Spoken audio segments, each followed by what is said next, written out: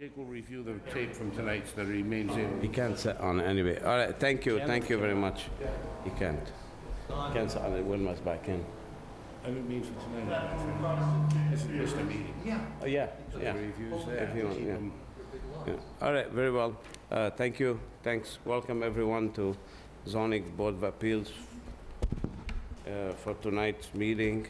It is Wednesday, August 8, 2018, 6:30 PM, and we are at room 320, the Multi-Service Center. I'm gonna call the meeting to order. I make a roll call. My far right, member Wilma Engerman, our town planner Ken Buckland, clerk Jim Akabachi, my far left, Attorney Jen Kendrick, Carl Baptiste Sr., myself, Nazi Al-Khalasi, Chair. Also present, Town Consulting, Mr. Charles Rowley, PE. We're gonna do some preliminary business for the meetings for July 11, 2018 and July 25, 2018. I reviewed both sets of minutes. I didn't find any inconsistencies with what we discussed that evening. Make a motion to approve as presented. Is there a second? You have a second? Second by Carl. All in favor in the minutes, say aye. Aye. Oppose, abstain, it carries. Okay, we have public hearing, Vincent Peroni, 27 Wildwood Ave. Yes. Wanna come forward? Sit here. What are we? What date is today?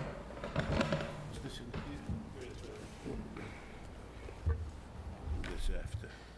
What's all this? Just in your folder? Just give us a minute, Bill. Adjourn. Zoning Board of Appeals will hold a public hearing on August 8, 2018, 6:30 PM in room 320 of the Wareham Multi-Service Center, 48 Marion Road, Wareham, Mass. 02571, to consider petition number 29-18 Thank you, Bill. for a special permit/variance from the requirements of Article 6, Table 621, Article 13, Section 1335 of the Wareham zoning bylaws, to Vincent Perone, care of GAF Engineering, Inc., 266 Main Street, Wareham, Mass. 02571, seeking to remove an existing rear porch and replace it with a new 12-foot by 23-foot addition located at 27 Wildwood Avenue, Wareham, Mass. That's on Assessors Map 50, Lot 297 in the R30 zoning district. All right, good evening. Name and address for the record. Yes. Your name and address, please. Vincent Peroni. Bill Madden, All right. GF Engineering. Thank you. So you presenting your case, sir? All right, just let us know what you're doing. Well, what we like to do is an existing porch there, and we'd like to replace it, and we'd like to get a permit for it. All right, very well. And I'm assuming Bill is your engineer? But Mr. Madden's your Yes. engineer, right? Exactly. All right, Bill, what you got? Okay, we filed special permit for the addition, the proposed addition on the house. It's a pre-existing, non-conforming lot with a structure that's on it. It's, the lot is deficient in area, and it also has a couple of setbacks that are less than what are required in the current zone, but it is pre-existing non-conforming, and as such, we would need a special permit to change or to add to that structure. We also will be exceeding lot coverage on the lot itself. The maximum building coverage in the zoning district is 25%. The existing building has a 25.19% lot coverage ratio. The proposed addition will add less than 150 square feet, but it will increase the lot coverage to about 29%. So the lot coverage is one element of the nonconformity, and the existing building has a property line setback of, from the, I guess, the side yard of 6.8 feet. The proposed addition would not be closer than that 6.8 feet. It would actually be 7 feet. I have extra plans if you need them. They should be attached to the Yeah, package. at the end, yeah. All right, do you have any architectural plans? All we have is sketches for it. We received a letter from the building commissioner, Yeah, and basically he said that we needed to come before you for that special permit. Those are the plans that were submitted along with the application. okay.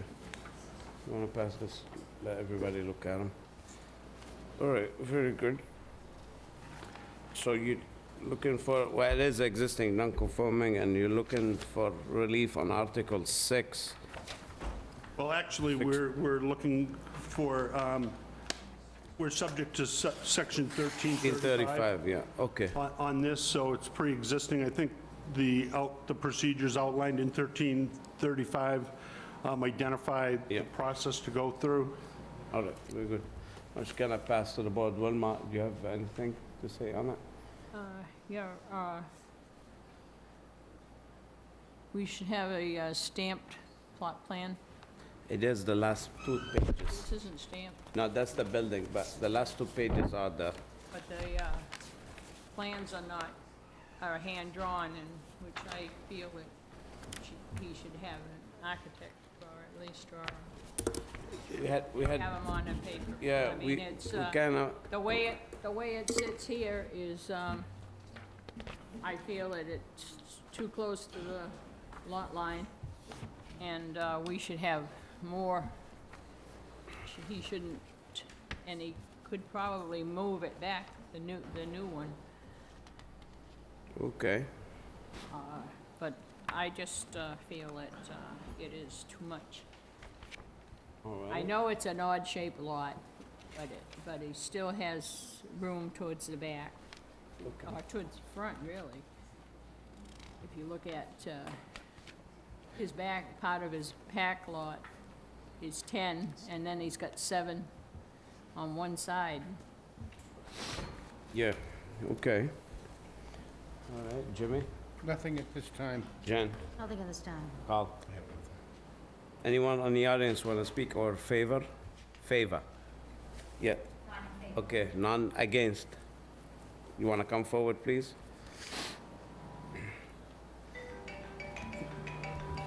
Please sit down, just state your name and address for the record. Hello, my name is Louise Totora Gravel, and if I could indulge you for just a minute. Hi, Vinny. Yes. Are you in Nevada? I am in a butter. You in Equity Trust? I own 7.7 acres of land in Swifts Beach. We've been here since 1957. I know, but are you near this lot? Yes, I to abut the on left? the side and the back. Okay, all right, If I could please just take a minute of your time, sure. go over a couple of things here about my history. We've been here since 1957. We moved here when I was a kid. I feel it's pretty important to let everyone here know that we have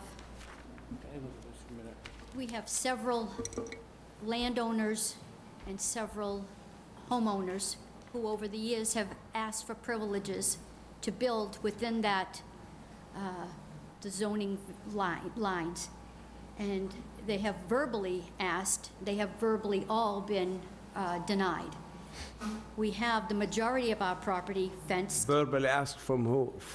by the property owners to my Okay, family. all right. And they have all been denied. Yeah, We own, if anybody is familiar with Swifts Beach, we own from Shady Lane to Marks Cove, which encompasses quite a large parcel of land. if I may interrupt you, isn't that the Wildland Trust? When I'll you go leave down that Shady Lane, on the right and left, that's the wildland. And for 200 feet, we own both sides of Shady Lane. Is And that right? Yeah. Wareham Land picks up to my right on Shady Lane, Mm-hmm. and they go back on the right. I own everything on the left, through Marks Cove to Columbia yeah. Street. Yes, I am here to request that the variance be denied, because if we give guidance here to Vinnie Peroni and his family, I'm going to be back sitting here with my other 20-some-odd neighbors who we have denied in the past. Just as recently as a year ago, my neighbor to the right, the neighbor behind, they've all been asked verbally and denied verbally to put up within the markers of the actual lot lines. May I interrupt you for a minute? Yes, Who are they asking? my family, They're asking your family? that's correct. And your family's given the denial? That's correct. We That's are got the nothing to do abutter. with, they're not asking the town. No, they are This man's asking, asking the town for permission. That is correct. But other people have asked you for permission. that is correct. Okay, that's, I just All wanted to of be... the neighbors and the landowners have asked verbally of my family, and I'm disappointed that I'm sitting here today, because had Vinnie come one-on-one, he's been a friend of my dad's for many years, and I feel that I need to say no, as I've said to very good friends who we've been friends with since 1957. Well, we fence as much as we can, but, 7.7 acres is a lot of property, and it's a lot of abutters, and it's a lot of unhappy people. It's a lot of jealous people. Now, Wildwood Ave, Yes, is it down Shady Lane? no, Wildwood. This is Bayview over here. Yeah. Oh, okay. Yeah. all of the streets off of Swifts Beach Road, Dead End, Weston, Idlewild, Shady Lane. Do you have a house on that 7 acres? Yes, I do. I have All the a way at the 5,000 end. square foot home on Pleasant Street, On Pleasant. How far is from this house? 2 streets. 2 streets over. Okay. So you don't like the idea of an addition? I do Okay. not. Well, I do understand where you come from. It's not a variance or a special permit yet. We have to decide. We have to take in consideration that this whole area is an existing non-conforming lots. Yes, The bylaw in Wareham is very clear. In a non-conforming lot, you could increase the non-conformity within reasons in the area. It is up to the board to decide if it's a special permit or it's a variance. If we feel it's not so detriment to the neighborhood, we will treat it as a special permit. Okay, and that's something the board has to decide. I understand that the variance is not going to affect the neighborhood. It's not going to be loud, it's not going to do anything. However, if we give Mr. Peroni the opportunity to build within that lot size, I will have 26 neighbors coming at me left, right, and sideways to do the exact same thing, and they've all been denied, including my next-door neighbor, as much as... Yeah, but what's before us is that case, so we don't know the 26 neighbors, if they come. I can give you names, and I can give you... It doesn't, it's irrelevant to this case, it's, if they want to come or for a permit or not, it's completely irrelevant. So, is there anyone else here want to speak against? Let me run it back by the board, see what they think on your comments. Wilma? Looking at these sketches, there's no measurements either on the height, and it looks like they're raising the roof, Okay. ridge of the house. Yeah, it's 1 feet above the ridge of the But main. what is it? We don't even know what it is. We don't even know any of the measurements. Okay, it looks to me like a ranch, you're pretty much about 15 feet, your peak. What's the height requirement there, 35? 35 is the height requirement in the zoning district, yes. All right, and you have a ranch, so you're looking about 8 and 6, about 14, 15 feet, your ridge right now? Yes. And so they're looking about 15, 16 feet. You're looking about height. The requirement is 35 there.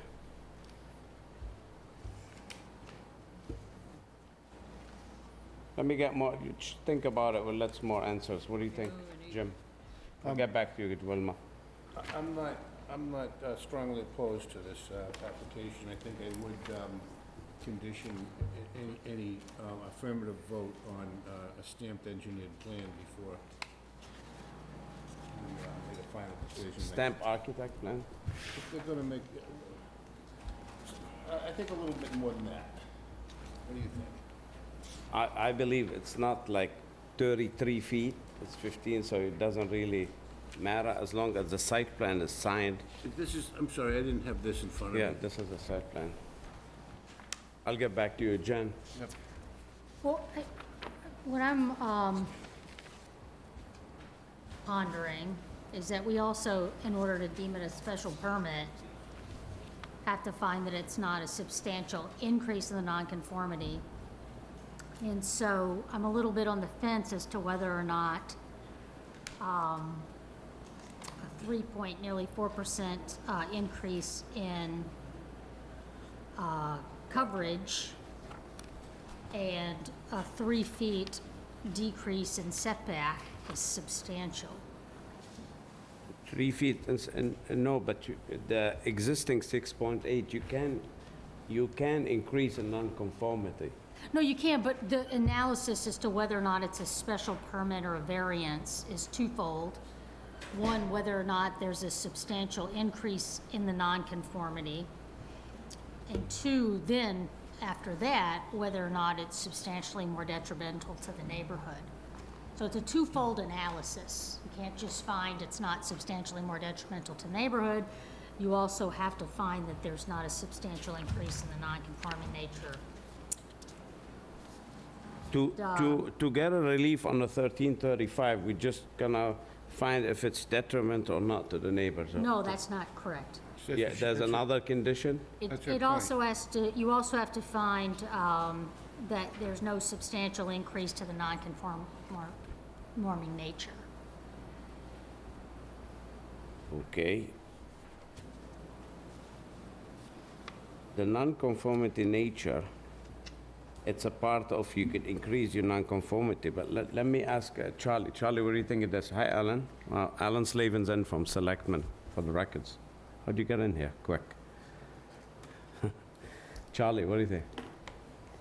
As far as the percentage increase? Yeah.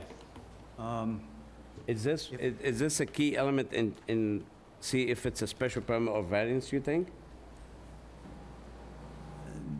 When you consider the percentage increase over what it was, it's already over the 25 by a little bit. And it doesn't appear to me to be a substantial increase. The setback does not extend into the existing setback. What I was looking at was to see whether or not you could push that setback on that particular side to 10 feet, but you really can't, because what they're trying to do, in addition to putting the addition on, is enclose the existing bulkhead that shows up in the picture of the back of the house. Yeah, I got it. So their entry into the cellar will then be enclosed, Right. include the area of the bulkhead. And I'm not sure if there's any confusion about the roof line, but I believe, based on what I'm looking at, even with the sketches, that the roof line of the addition would be at right angles to the roof line of the main structure and would not be above it. Even though the pictures suggest it might be a sloped roof, I don't believe it is. It's just a pitched roof that would be carrying timber across the top, would be horizontal and go right into the roof Okay. that exists about a foot below it. But just like that's just an enclosed porch, it's not a living space, right? It's an enclosed porch, yes. Okay, So so, just to clarify, you would not consider the increase to be substantial in the scheme My of personal opinion, things? no. Okay. I do agree with Charlie because the whole area is small, so, but anyway, would you like to, Wilma, you like to add anything? No, No? Kenny, you want to say anything? Yeah, this is, to me, appears to be a modest increase in Okay. nonconformity, and it's a tough situation in an area of small lots. I Right. think they legitimately have purpose for relief. Give a relief on 1335. Okay. Huh? Go ahead. Or 1332. 1335. The building inspector referenced 1335 specifically in his letter. Letter, He right. didn't reference 1332. Let me look at it. I think it's 1335. It is the 1335. 1335. All right. You want to add anything, ma'am? No, I guess my question would be, is if we grant this allowance and variance to... We don't know if it's a variance or special permit, yeah, or- yeah. Right. If we allow this setback or whichever, according to this 1335, would that not allow each abutter the same privilege? Unless we don't know. They have to come. Every case, it's based on its merit. We have no idea until they come before us with the plans. What is your concern? My concern is that the area in it, the acreage in its entirety would want to be sold as one parcel of land, and What does that affect, how's that affecting your property? because he's going to be coming within the 10-foot buffer line. I still don't understand. there. He's already there, but I don't understand. Correct, and he's going to go But it's his bigger. property, right? This is his property, Right. but he's going to be coming within the setback lines or the variance or whatever. But I don't think it's gonna stop you from doing anything with your property. Which side of the property are you on? One side is, There's no residence. She I'm the owns it. back It's all and woodland. the right. Looking at the home, I'm the left and his back. You're the property, but you don't have a structure there. Is your property owned under the name of GORSKI? No, N/F equity? Is your property, my property is Totora, T-O-R-T-O-R-A, Gravel, G-R-A, V-E-L-L-E. And there's no structure on this portion of your property that abuts Not on that this? portion, no. over here? Okay, all right. It's difficult to put a structure on 7 acres. I Gravel, is that have what a you said, Gravel? What was the name? Gravel, yes. Okay. That's her property. Right, but what abuts him is all wetland. You abut him with wetland. Not all of it is wet. we purchased our property, we had 7 homes on that property. We chose not to rebuild. We chose to encompass it all as one. And over the years, of course, the zoning laws have changed, and what once was 7 homes is now only allowed 4. As I'm looking at these plans, you can never build adjacent to his lot. It says no activity zone right there. I'm sorry, I didn't hear that. As I'm looking at those plans, Yes. you can never build adjacent to the lot. I don't know how far your wetland goes, probably way I down. have JC Engineering and my attorney, which is Michael Kiernan, who, have already done the Wetland, survey. right. And knowing that where Weston ends and Wildwood ends, they can just continue on and build what was there, which is, 1,300 square foot homes. I Right. choose to leave the nature of the building. Right, And what as I'm it- trying to say, the house you're gonna build is probably at least 200-300 feet away from this house, from his house, if you choose to build. I don't think it would be quite that far back. Well, he's sir. almost near the wetland, and no activities on, he's only like 10 feet, and your land's all wetland next to him. Well, not according to JC Engineering. Right, maybe further down. So in other words, the way I'm looking at it, at least if you build something, you'll be very far from him. Yes, but Well, when you're ready, I can offer... go ahead. With respect to the land on the east, the wetland boundary that's shown on the plan, it also shows the existing 30-foot no-activity zone. There's no front roadway frontage to build adjacent to this lot, Right. for starters. The 30-foot no-activity zone would be within the property line setback in that zoning district. So from a development standpoint, there isn't really any potential immediately adjacent to this parcel. I think that Mr. Peroni has a very simple request. It is a modest increase over what is there. We are not increasing a nonconformity. The nonconformity is 6.8 feet to the property line. We're not increasing that. We may, if you want to consider it an intensification of a nonconformity, perhaps that 7-foot setback may be considered in your minds an intensification of that nonconformity. Additionally, the 3% lot coverage requirement, I mean, let's reflect back on why that lot coverage was put in place in the first place. That lot coverage was put in place when there were no sewer, when the area was not sewered, when the public water was not available down there. It was for public health issues. Those things have all been by the wayside with the installation of municipal services in that area. So we think that if the board were to go through the steps that are outlined in 1335 and first make a determination if the nonconformities are substantial, then we can perhaps move along in an orderly fashion and make a determination as to whether this is a special permit or a variance, and then perhaps move to a vote on it. We respect the comments that the abutter has brought up, but, you know, with respect to the substantial Detriment. the substantial detriment to the neighborhood, there's no more increased truck traffic, car traffic, there's no more increase in occupants of the building.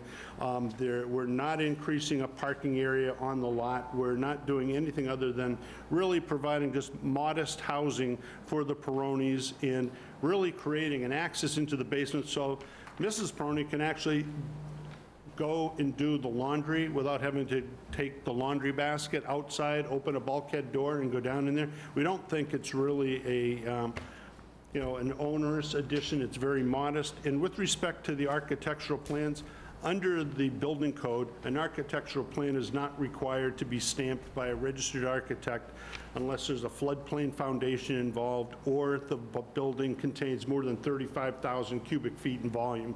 That's the standard on the requirements of an architectural requirement for a stamp. So we respect the position of the board if they wish to have that on the as a condition in the event they vote in the affirmative. I'm sure the building commissioner would be the person who would want to ensure that the plans are suitable for construction and would be the appropriate party to make that determination. But if we perhaps could follow 1335, maybe we could just move this along. Okay. Anyone else want to add anything else? Yes. I only have one statement. It's, for this area, it's supposed to be 30,000 square feet. Right. It is only 3,716. 25% of the 30,000 is supposed to be at least 7,500. And they're making it more non-conforming by adding the porch as another room, as another living condition. I understand, but you gotta take in consideration, all the lots are the same there. That's why increasing the non-conformity, it is kinda allowed, it's considered in this area because the size of the lots. But I feel that at least the size of the lot is way over for what they want to add. Okay, very well. Anyone else want to add? Could I just add one more thing? Yeah. This is not their primary residence. This is a straight property for their family or whatever. So Mrs. Peroni going up and down basement stairs is a non-factor. That's not for us. That's, yeah, that's irrelevant. It's irrelevant to the variance or special permit. All right, There will be my residence. That's what I'm moving in. As soon as, if I get the permit to do this, it's irrelevant. that's where I'll be moving. It's, okay, I understand, but it's irrelevant. All right, anyone else want to add anything? I hear none, let's move to close. So moved. Okay, do I have a second to close it? Second. Second by Jan, all in favor, say aye. Aye. Okay, what's the wishes on 1335? I would tend to grant the variance. I don't What? believe that it's, I don't believe, I mean, I'm sorry, not the variance, the To go- special permit. All right, you would like to go to special, consider it as a I'd like to special go permit? the less room. Yes, special permit. All right, so Jim wants to treat it as a special permit, get relief from 1335. Correct. And I would say the condition is not detrimental. I agree. All right, do I have a second on that? Second. Second by Jen, all in favor to treat it as a permit, say, special permit, say aye. Aye. Aye. Oppose? Opposed. Opposed by one. Okay, it carries special permit. Now, the wishes. I would make a motion that we grant the relief Or the special permit. as a special permit, that's correct. All right, any discussion on that? No? Okay, and, You want to make the findings? Yes, There's no substantial increase in the non-conforming nature? yep. So I would say these are the findings. Any conditions on that? And somebody would like to put a condition?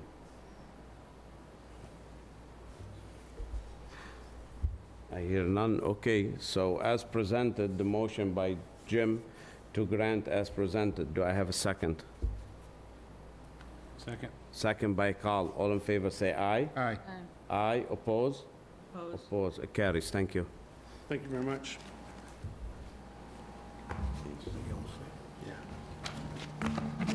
Could I add one thing here, if I That's may? closed, ma'am. Sorry. I mean, Well, I feel it pretty necessary to say, I appreciate and respect your decision, but my counsel yeah, will you be can. You firing have the 20 writ. days to appeal it. Yes, he'll do it in the morning. Yeah, thank you very Thank much. you very Good much. night. Thank you very much. What is this, Plan Thank you. Yeah, thank you. You're very welcome. GAF? No, Robert Raymond. Yeah. 6/28/18. We're gonna go with the continued public hearing. We're gonna jump to 17-18, Attorney Serkey for RM Realty. We're just going off order because he wants to continue, so we don't make him wait. Thank you very much, Mr. Chairman. To my left is Patricia Kells. For the record, my name is Richard Serkey. We're here for a continuance for the following reason. Between the time we were here before you last, 2 weeks ago, and tonight, there was inadvertent clearing within the 50-foot buffer zone from the wetland. As soon as that was known to me, I advised the chairman and Mr. Rowley and Mr. Buckland. We have an appearance scheduled with the Conservation Commission a week from tonight, at which point the Conservation Commission will advise us what we need to do in order to remedy the error. But we wanted to be here tonight before you to explain what happened, to apologize, and to say there's no point discussing this tonight before you until and unless we make things right with the Conservation Commission. Okay, so when would you like to come back? Do you have a date, sir?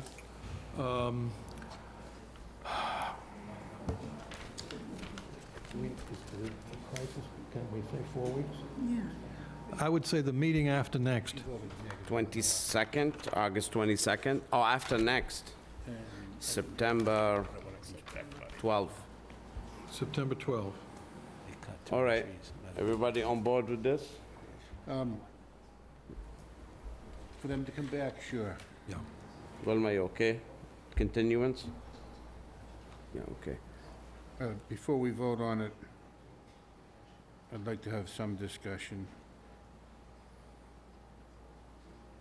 This is RMR? That's the Waterways. 3035, RM Realty, 3035 Cranberry Highway. continued.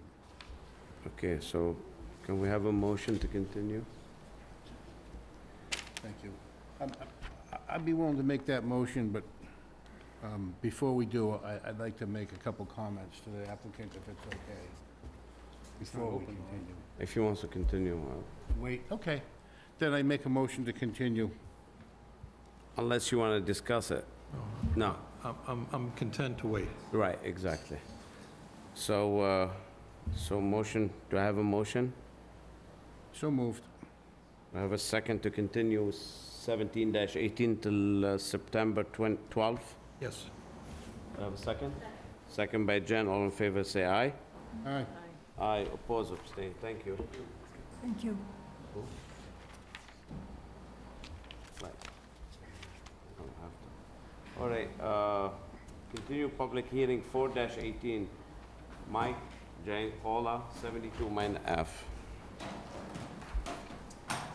Good evening. This is a case that has been heard in part by the board, with Jake as being one of the members of the board at the time that was heard.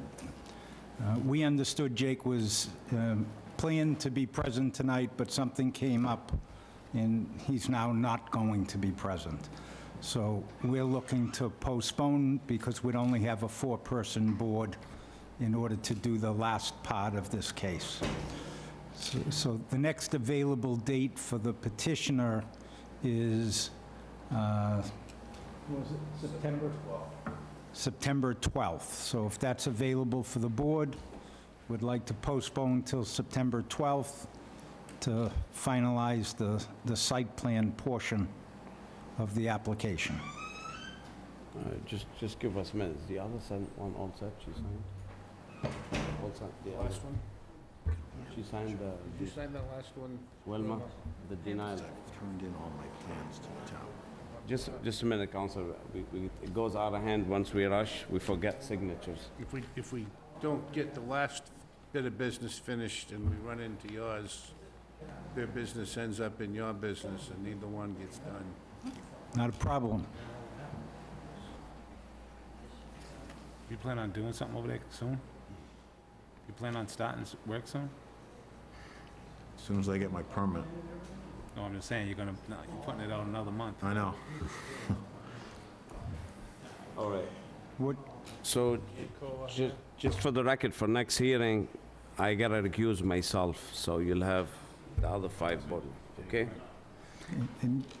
but we've submitted, the final plans have been done, or at least our plans have been completed, and I know that we're going to want the review of Mr. Rowley, so possibly we could ask that that be done between now and the next meeting, rather than the next meeting, hand him the plans and then have to postpone again. But you haven't? You haven't been, You guys I have- think I don't have a copy Charlie, of the plans yet. maybe I you should... understood that Charlie wanted to wait until formally the board presented the plans to him. Yeah, why don't you do this? So, Do we have a set here? Ken has them now, so I can take them now. right, And work on it, and then... I don't remember what I gave you, cost estimate on the review, but if I didn't, I'll... do right, it so right you away. gotta do do we have 53G account open already? I have it You have? from last time, yeah. Okay, So so, I opened one, I assume it's still open, but I don't, That Well, if last it- one was very small, and it was only for the review of the existing facility. Did we use up all that money? Certainly not enough to go through all of this. all right, well, Ken will let you know, he'll let you know how much would that be to Check add. the account and see where it is. and get the It didn't estimate earn from enough Charlie. interest to cover the future. All right, that word's small, so if we can stay with that, that'd be good. all right, so maybe you should, who's your engineer? Bill? Bill. Maybe you could PDF, email it to him, it's easier for you, or got these an are fine? Are you good? We're all good. All right. So check your 53G, I'd say, and let's get a motion to continue. So moved. Is there a second on that motion? Second. Second by Wilma. All in favor, say aye. Aye. Oppose, abstain, I abstain, so 401. All right, Very good. so Ken, are you gonna, I'm gonna call you in a couple days, how's this gonna? You can call me 4-0? tomorrow, and I'll check on the account yeah. and see, and get the estimate from Charlie on the review, and... Yeah, I let you can't say know. nothing. I'm out. Okay. So it's 400, sorry. I Yeah, can't thank say you. it. All right, thank you very much. So that's done. 13-18 Wareham Family Dental. So you're gonna be up all night reading it? As they're coming up, I have 2 letters regarding family dental. One's from the, one's from Charlie Rowley saying that he's reviewed the latest plan, all set. And another one from Chris Smith at the fire department. He's reviewed the plans, no fire comments. Okay, good. We'll read them into records in a sec. All right, Bill, I think the hearing's still open. Where are you? Just one second. When was the last time we discussed this? You know, my folder, I left my folder in the truck. It's okay, I could It figure it out. was 2 weeks ago. It was 4 weeks. You weren't at the last meeting with Okay. this. Was, You skipped a meeting, I'm pretty sure. You weren't here 2 weeks ago for this. It was July 11th. Yeah, it's been a Yeah. good bit. All right, everybody was here, so we could proceed. Okay, go ahead, so still open, let's hear it. Well, I think the only questions that were outstanding at the time were the issue of a couple of parking spaces that were really not too accessible, that was recommended by Charlie that we remove those from the plan, which is what we did do. We took those.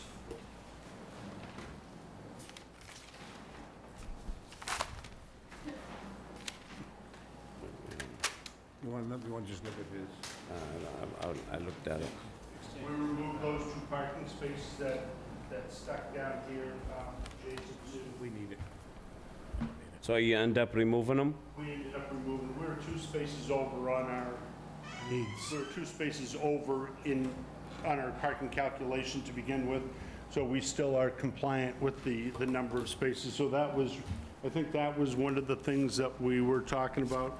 We also talked about the landscaping, and, you know, one of the things in the landscaping, I went through the bylaw, and it seems to me that, you know, we have a pretty substantial landscape plan included in the plan set. We have no objection to implementing that plan or doing that work. But we question, I don't believe it's applicable to the job, because under the zoning bylaw, this job does not involve an expansion of that existing building by 10% or 1,000 square feet. So the applicability section under landscaping requires that, so we would maintain the position that a landscape buffer requirement would not necessarily apply, in that the landscaping that's shown on the plan would satisfy. Did you do, the landscape and architect did the plans? Yes. Okay. So you have it done, so. No, we have it done, and, you know, I think that will really enhance the area, and if we, you know, once again, we started to look at the lot area, and there was also a comment that we had to go back and look at section 621, because the lot area was less than the 30,000 square feet. This lot was 28,205 square feet, so we were asked to evaluate that, and if we look at 1334, I think, in this one, you know, this structure is a pre-existing non-conforming structure, so we feel that, you know, our pre-existing condition and the substantially more detrimental to the neighborhood would not, I mean, we would meet that standard. I mean, particularly when we just look at the use. I mean, the previous use was a liquor store at one point in time. There was a pardon me? Appliance store there as well. So we think that, you know, this use is less onerous, there's much less traffic. The hours of operation are normal business hours. They're not until 10 o'clock at night, things of that nature. We've narrowed up the curb cuts. We've done quite a bit of site improvements there that we would think that we would qualify for the special permit under the pre-existing non-conforming nature of the structure, in that it is not substantially more detrimental to the neighborhood. I think that we all would agree that it is a huge improvement over what exists there and what had existed and used over the years. So those are the last 2 items that I recall that we had discussion on. And the sign, we did talk about the sign as well. Sign, yeah, what happens then? In talking with Dr. Webby, he would be He would have no problem with retaining the existing sign that is there. I mean, there's an existing sign post, it's elevated. He could put a sign on that post that would comply with zoning in all respects, and wouldn't overhang more than 10 feet over the sidewalk, or less than 10 feet, rather, would not project into the travel lane. So there's a couple of things in that regard that he would not have a problem with it. I think the ground-mounted sign, at the last meeting, we felt that I think that the representative from Bobrowski's office indicated that it would qualify as a structure and that it needed to be outside of the front yard setback. And that was one of the things that we were talking about. And, you know, I don't necessarily agree with the sign being a structure. It's not a building, it's not a shed. It's an accessory feature inviting people into the site, and to have it, you know, at the building setback line, it kind of detracts from what the purpose of a sign would be, and that would be to get people off the roadway quickly, show them where I they know, can but park. unfortunately, it does have to comply with setbacks. Yeah, But but if besides we- the store, you're redoing, do you have a plan for the sign? The sign was, the sign is on the sign is on the drawings. Okay, but do you have new plans for the sign? I mean, you just See what hang the it sign looks like, is that what on you're that asking? rusty pole, you just put a new sign on that pole? Yes, exactly. Okay. I personally, I might have a problem with that, if you don't have Well, somehow. the sign is in the plan set, and I think that the graphics on the sign would remain the same.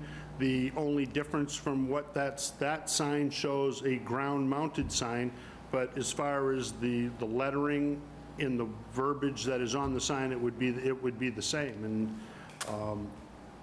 you know, however, I would like sign plan. I just don't like, personally, I don't like that sign at all. I think it shouldn't be for a dental office. The way it is, it's horrible. oh, you mean the one on the post? Well, the whole thing. I mean, it'd be nice to make a nice sign.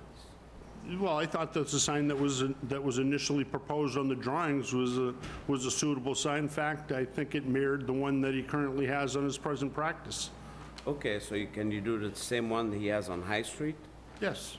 Okay, so not the one that's there, you're gonna No, no, no, no. Oh, no. okay. No, okay. no, no, no, no. I was not the gonna one that's say. there, no. You're not, okay. I think we'd like to use that pole that it's mounted to, then mount it to that pole. Okay.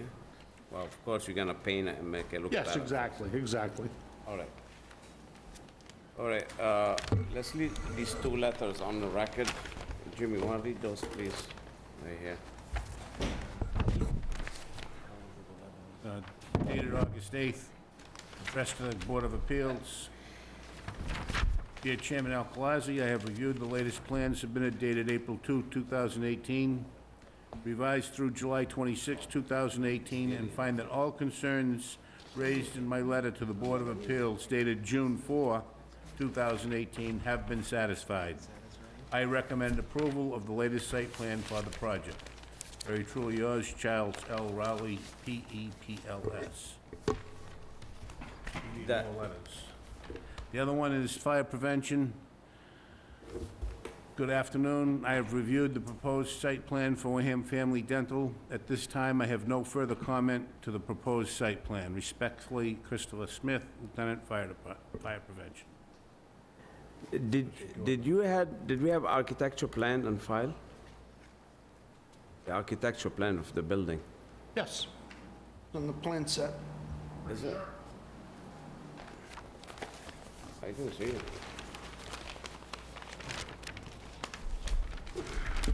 What page? I don't, it is not here. That's what I thought. I didn't see it.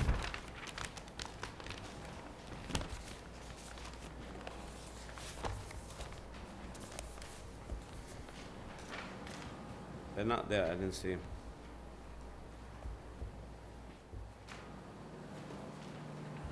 But I do have an architectural plan, we do have an elevation of the building. I thought I submitted that under a separate cover.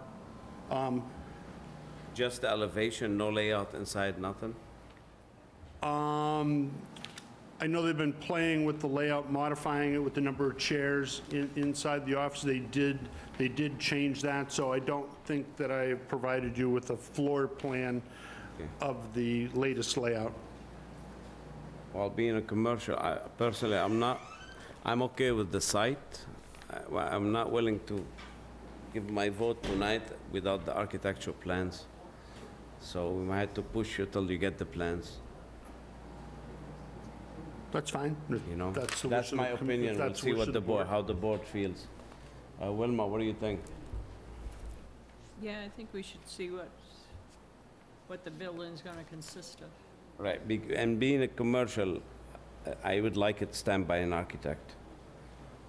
Not a problem. We have, Okay. it's a commercial building, and it does require an architectural stamp. Right.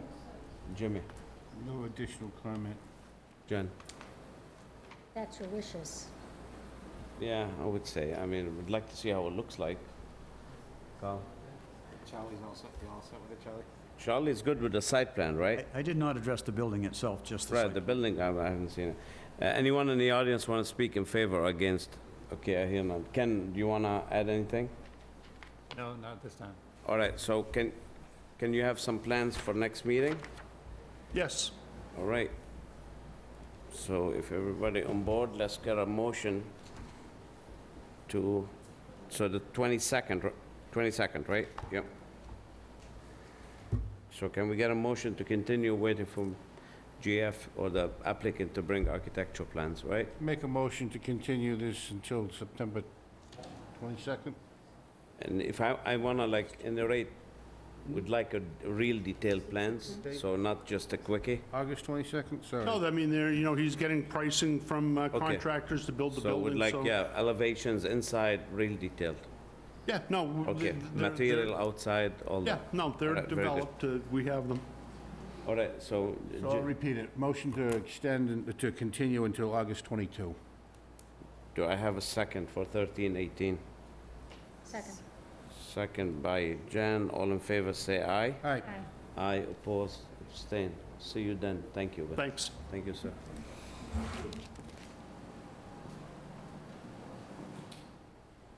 So next time, we don't discuss this no more, just discuss the architecture. This is all set. That's fine. All right, Walmart, 1918, 2919 and 2427 Cranberry Highway. They're not here. They're not here, they wanted to continue. They want the continuance? Yes, because they were unable to make the meeting tonight. All right, so let's, can we have a motion for 19-18 for Walmart to continue on the 22nd? Second. Motion, So moved. second by Carl, all in favor to move it? Aye. Aye. Aye, oppose, abstain, so it carries. Walmart. Okay. We're up to Enterprise. Enterprise here. Walmart. Okay, 22-18 Enterprise Rent-A-Car, 1 Express Drive.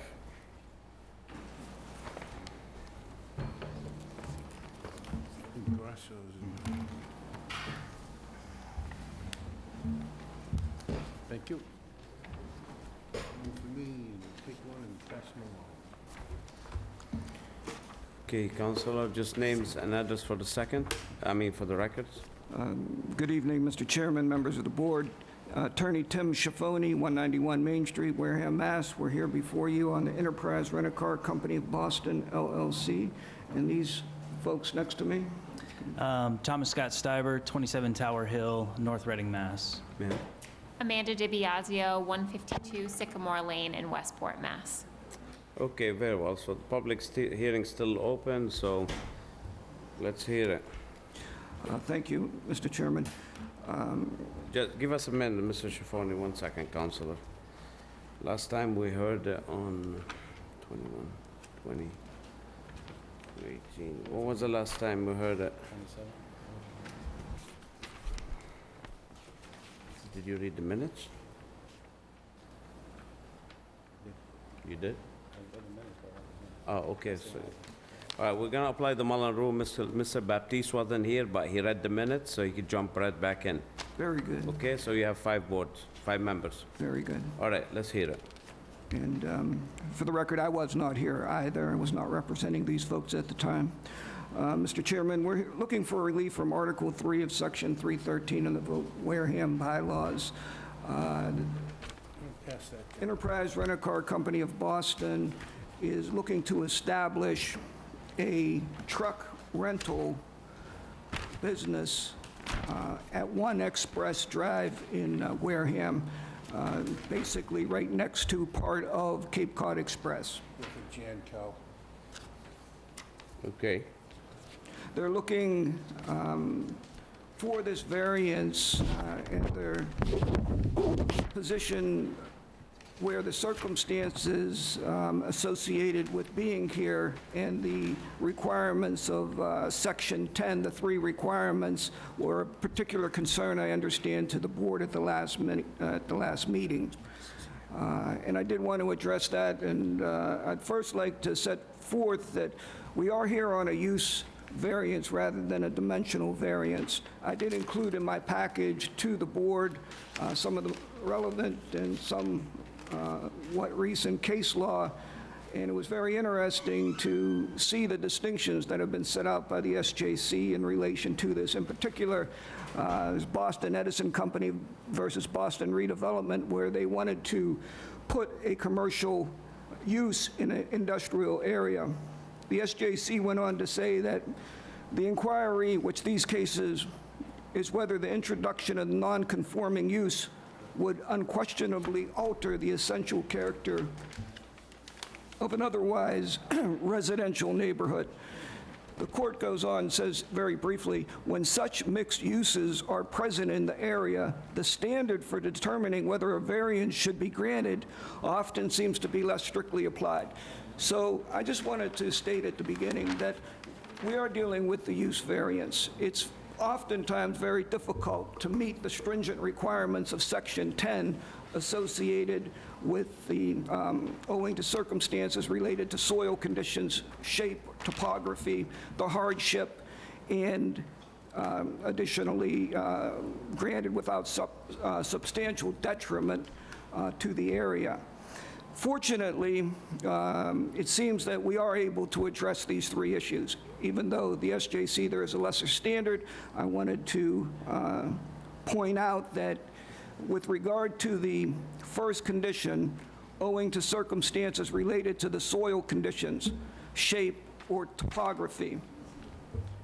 Again, if it was a dimensional variance, if there's a cliff on one side of the property, it would be easy to make a case for it. It's more difficult, of course, with the use. Here, though, we have something that's rather unique. It's unique in many ways.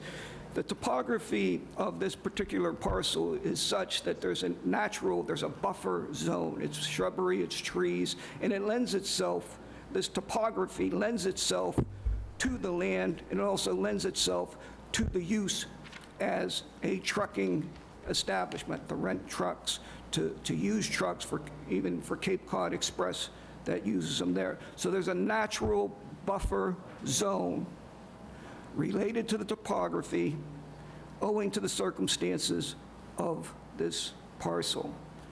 The second one is that a literal enforcement of the bylaws would involve a substantial hardship, financial or otherwise. Here, there's 2 parts to that. One is the financial hardship to my clients. The other is perhaps the hardship associated with the unique factors of the site.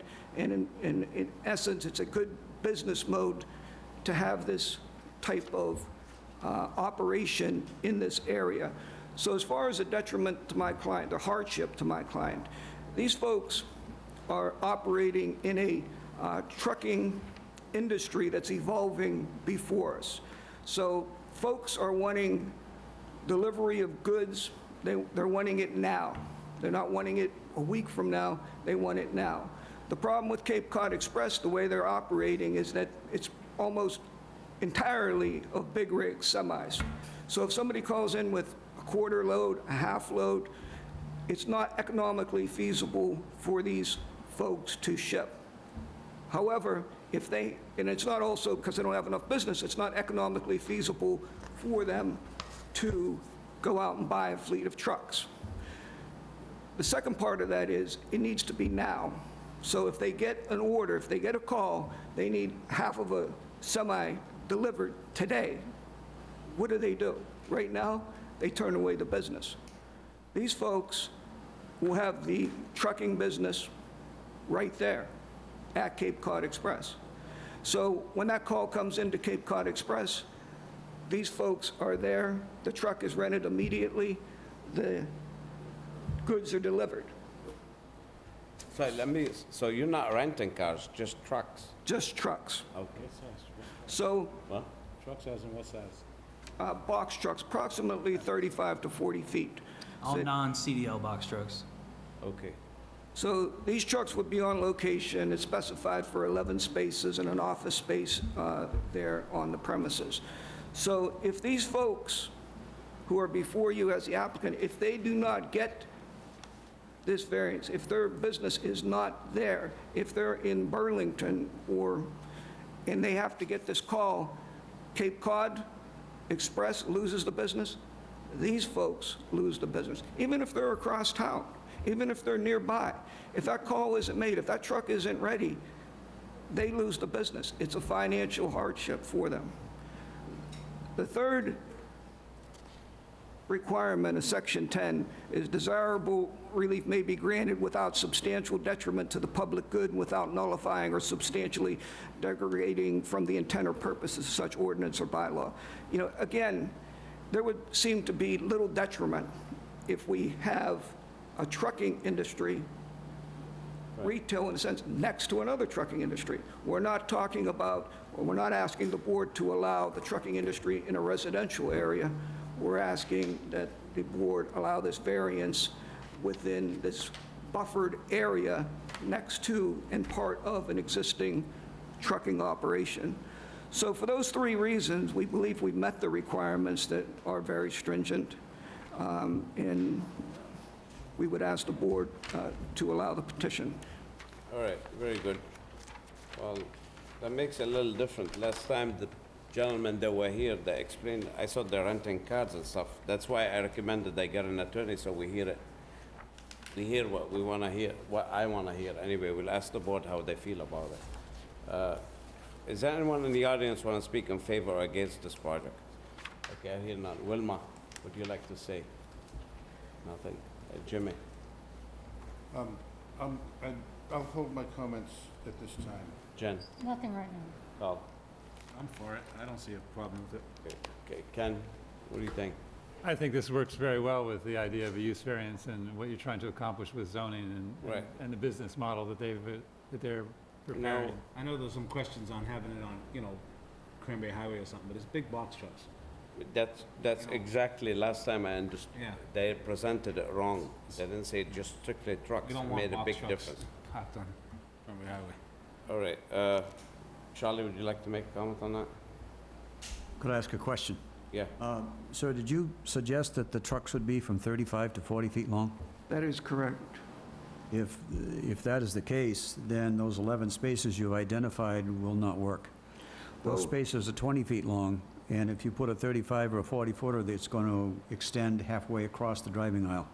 I did ask about that specifically because I wondered myself. I actually went out to the site and looked at it personally. If the trucks are backed in and the rear of the truck to the axle will go into the grass area, it will not extend into that main Still not driveway. enough, though. Still not enough. That would mean that the back of the truck, there would have to be a 15-foot overhang from the rear axle. I doubt that many trucks are that long. What, These particular trucks, so these are 24-foot box trucks in total. So you've got a 24-foot box on it and about a 6-foot cab. So you're about 30 feet from front to back for that truck.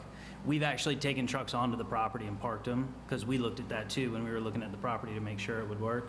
And Cape Cod Express already has installed, they park some of their trucks there today, so they already have installed parking blocks that when you back those up in a box truck, the rear of the box truck does hang over the grassy area a little bit, but it does clear the driveway. This is on the driveway going in on the left. Yeah. Where they had to go, yeah. Yeah.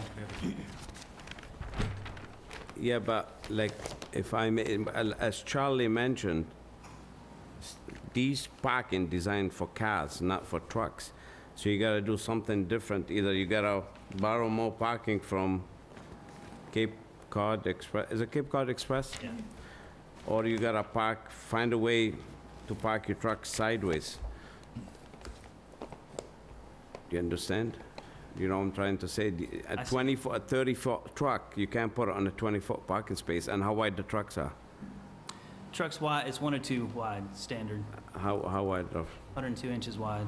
100 you, so That's, you get 8.5 feet. So if they park next to each other, you can't open the door. Would the mirrors extend? Yeah, they, So yeah, you they, probably they would- fit wide-wise, they fit perfectly well in normal parking spots. They do? Yeah.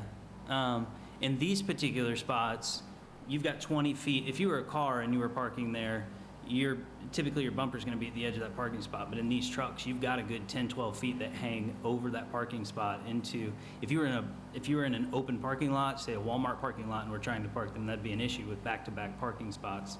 But the way they've got this design there, 10 to 12 feet of that truck hangs over, like the grassy area there. Right, but you're not supposed to hang over 10 feet or 12 feet over the grass. So is there a way you could rectify the problem with the parking? Somehow show bigger parking spots? I'm sure, yeah, we could probably figure something out with Cape Cod, whether we tilted spots or however you work that there. Okay, If the board's not satisfied with that, we could probably redo that. I think the concern that I'm hearing, and the other members can correct me if I'm wrong, is they'd like to see a person be able to walk 360 degrees around the truck without stumbling over tire stops or walking on the grassy area. That's their issue to deal with. Like, yeah, but it becomes, it's their issue to deal with. that's true, but it's a I think poor, that's what poor I'm hearing. planning, though. Let me ask you something. The 29 and 19 parking spots for Cape Cod Express, was that for employees? The parking spots there, all the parking, are these for employees? In that particular area, they were parking trucks there, there were cars there. I don't believe it would be, So what I'm trying to say, you don't use all these parking spaces, Cape Cod don't use all these 29 and 19s. Right, that's no. correct. Like 38 spots, they don't use them all. They do not. So you could work something else with them, maybe park in an angle, come back with a plan showing an angle and put the box truck in the parking? Do you see on the drawing where, as you're coming down the driveway, there's this empty area to the left as you're coming down that driveway there? Mm-hmm. So today, they park trailers and trucks there today, and that would most likely be where we would park some of our trucks as well. So we're an ancillary use to their business, so we'll be parking trucks amongst each other's trucks. They'll be renting some of our trucks and whatnot. Most of these parking spots in front of where you see our retail entrance are probably gonna be for customer parking as Right. they come in, yeah. So you're probably gonna see our trucks parked in this area here, if there are even trucks there. Most of the time, our trucks aren't even there, they're on the road. So, Mr. Chairman, to address your concern, we could certainly redraw the plan, have it on an angle, and be back before the board and Yeah, I mean, we'll ask the board how they feel about it. I'm okay with the idea, with the use variance, but when I'm trying to say the trucks are parked there and there's cars there, so you don't have a lot of, and Cape Cod Express drives through, it's gonna be tight. Yep. So maybe figure out with the, like Charlie said, angle the parking spaces, make them a little wider. I mean, if your truck's never there, you don't need 11, make it eight parking spaces. Make them wider, angled somehow, no problem. okay? Could I ask? Yeah. Would a written agreement between Cape Cod Trucking and Enterprise, is it Enterprise? Yeah. It is. Enterprise, that would enable them to park their trucks out back where the trailer trucks, et cetera, are parked? And just run the And business only out of use it. this as a pickup and drop-off area in a written letter, would that satisfy your concerns? I don't think Cape Cod wants you to park with them, right? But they're gonna be renting the They will trucks be all anyway. over the place, Yeah. yeah. So that will be for customers who are coming to pick up their truck, could park their regular car in those places. Those A are lot of like your business is retail gonna come spots. through Cape Cod. Most of it, yeah. Okay, let's regroup. Let me hear what I mean. You saying that's 11 parking spaces for customers or for the trucks? No, she's not saying that, Mr. Chairman. What we're saying is that we understand the board's concern, we understand your concern. I would like to move to continue this to 2 weeks to get a new plan drawn diagonally for these 11 spaces. Very well, very good. Any other concerns? Yes, Charlie? I'm not sure that diagonal parking will work for trucks that are that long. Or maybe sideways, side Well, parking? sideways means that you're going to be occupying all those spaces along that side. Okay, then it you're gonna occurred to need me a that letter, you maybe- could park your cars in the back. You gotta bring us an agreement with Cape Cod Express or whoever the landlord they let you park your trucks in the back with them. Very good. And show us on the plan where you're parking. And then leave this for customers. Park at Walmart. How about a demonstration with showing how trucks would park on the site? That's what we ask.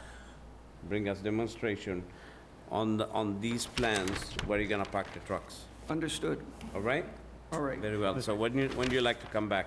The next meeting that's scheduled, if 25th? No, sorry. August No. 22. 22nd. very good. Very good? Thank you very Do I have a much. motion for that? So moved. Do I have a second to move 22-18 Enterprise Rent-A-Car till August 22nd? Do I have a second? Second? Second. Second by Wilma. All in favor, say aye. All right. Aye. Oppose, abstain?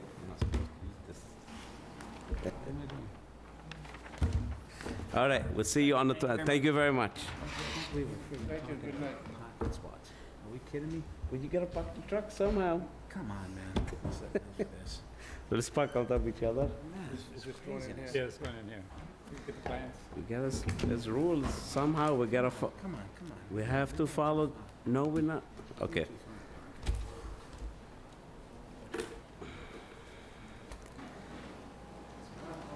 It's trucks here. Put them on Cranberry Highway. Big box trucks up. No, I want them to be there, I agree.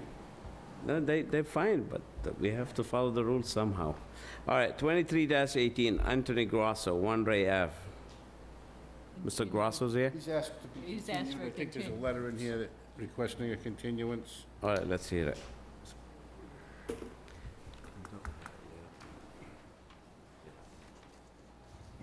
I got, okay. I got a copy. Referring to One Ray Avenue, I, Anthony L. Grosso, ask for a continuance from August 8th to August 22nd. We appreciate your understanding. Anthony Grosso. Okay. All right, based on that letter, so do we have a motion to continue that? So moved. Okay, we'll move. Let's move it till September 12th. September 12th, do I have a second for September 12th? Second. Second, all in favor, say aye. Aye. Aye, oppose, abstain. 400.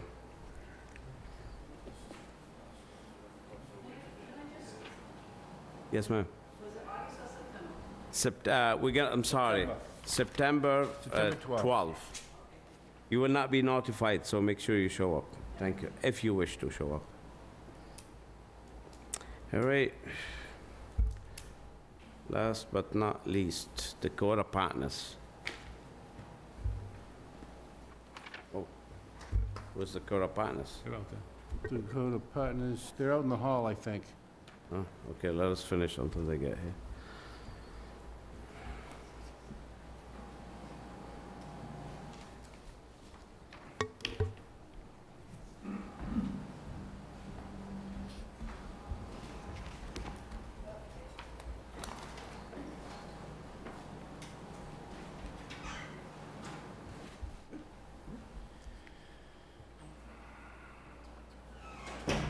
Oh, this is the draft decision we've got here.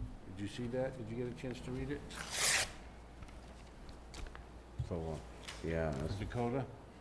it's a lot of things. I haven't read it yet, but That's what Paul Haverty put together.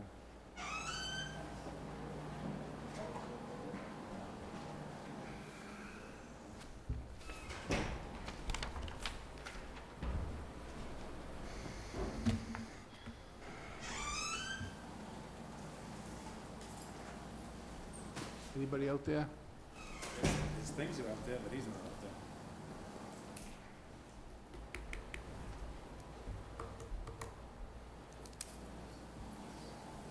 It's all right, gives me some time to...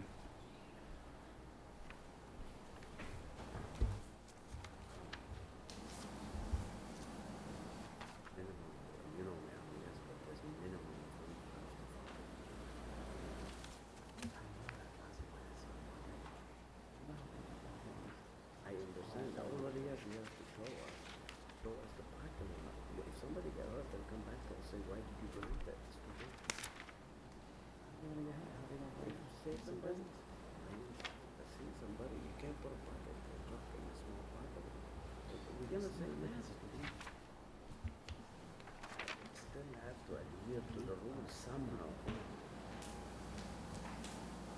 Listen, we do our job. We have to do some, we're lenient, aren't we lenient? Somehow we have to follow some rules. We can't just give it to give it. I understand why.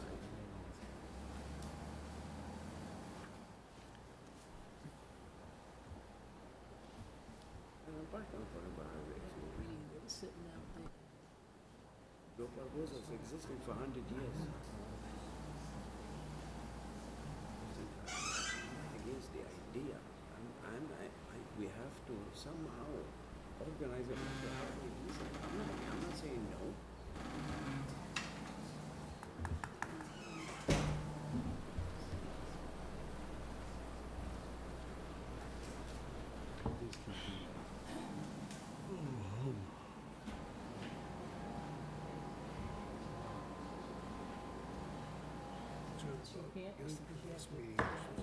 I didn't know that would continue. I don't know, but this is something. There was a That's why I get turkey.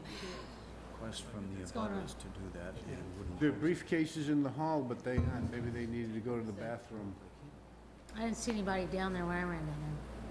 If Carl went and looked, I'll go take a look. And as a condition. You know, about a proper fence that they maintain. But I heard it. Those kids are gonna wander all over the place.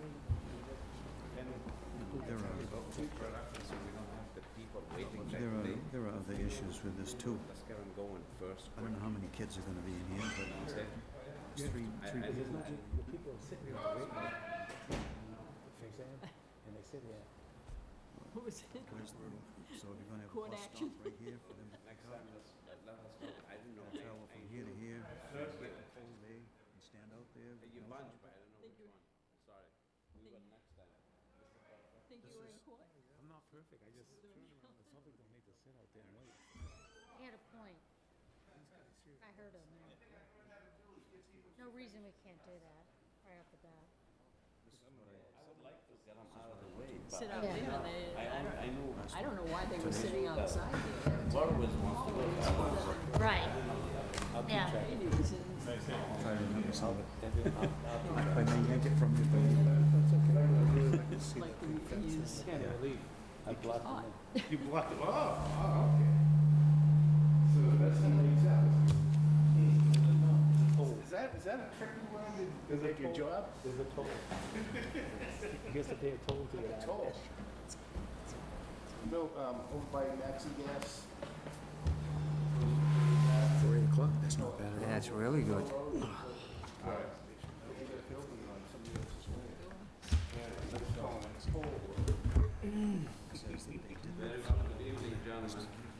Hello. Right, right. All right, so 2-18, the Code of Ordinance, 3102 Cranberry Highway. Public hearing is open, just name for the record, Councilor. Peter Freeman for the applicants. And Mr. Jim O'Brien with Dakota Partners. And Dom. Dominic Rinaldi with BSC Group. You just have to hear it. All right, very well. So what did we leave it last time? So basically, what we left with and what we were trying to do, a lot of which has been accomplished, but not until just very recently, just because of the short time. So, number one, Mr. Rowley and the board hopefully had a chance to review the more detailed plans on the revised plans, with the revised plans being to your liking in terms of the layout. So we did that, and we just got today Mr. Rowley's comment letter, which in a little bit we would propose to go through it briefly, but since we just got it, we would want to, respond more after tonight. Again, jumping ahead a bit, what we're hoping is, I think we all expect that the next hearing on August 22nd, that we're going to need it, and we would hope, not trying to be premature about, if we're there, but that would be the last hearing. The hearing would then close, and we may have finished the review and drafting of a decision that's hopefully acceptable to everybody, but it certainly can be the subject of discussion. So, back to what we would like to do. There was also a letter from, or a memo, I forget the exact date, I guess August 1st, from Ken, with a bunch of suggestions, some of which had been discussed in terms of possible conditions at the last hearing. There were some other things, and we've prepared a response, and Jim can pass it out, because we think that it would make sense to go through those things, because they affect conditions that will have to still be drafted, that we go through those things first. Then I think it makes sense for Dom to briefly review Mr. Rowley's letter. Again, we just got it, so he'll have some responses, a bunch of which are, he can make those changes or show them on the plan. Some of the responses are, really, it's the fire department and they've reviewed things. There are a couple of things which we do disagree with, but, we'll go through those. That would be our recommendation. And related to that, there's some cut sheets to show you a possible bus shelter and a park bench, things like that. And then the other big thing, which I'm guessing, two big things, which, and Mr. Haverty, I guess he had told us he's not here tonight. So, again, we just sent to all of you, well, you may not have received it, but we sent to Mr. Buckland and to Paul Haverty our revisions to the draft decision that Paul Haverty had drafted. And there were some, there weren't tons of real substantive things that filled in some factual information and other things. My thinking is it might make more sense to hold off until next week to go through that, because there's going to be some important things added between now and then. And then the other thing that that hasn't really been addressed in great detail is the waiver list. So we prepared not a new request per se, but I drafted it, as if it's part of the decision. And, that should be reviewed either tonight or at the next hearing, the hopefully final hearing. On that score, I'll just reserve comment. If we get to it, we can talk about it briefly. If not, then I'll just make one comment to explain a couple of things that we've done in that waiver list. So that's how we suggest proceeding, and if that's okay, then we can. Council, let me say something. Charlie, we have an August 2nd comment from you and August 7th, so I guess the 2nd is already on the 7th. August 2nd, those are just a memo for some suggestions. I've sort of incorporated what's into that memo into the letter which I wrote, which is August 7th. That's right. I received today, so I didn't have much to go with. I want, if possible, I want to try, there's too much information, I want to try to simplify as much as possible. The 7th, did you have a chance to read it? 7th from Charlie. Yeah, literally just tonight. I mean, so, yeah, that's why I'm saying I think it makes sense just...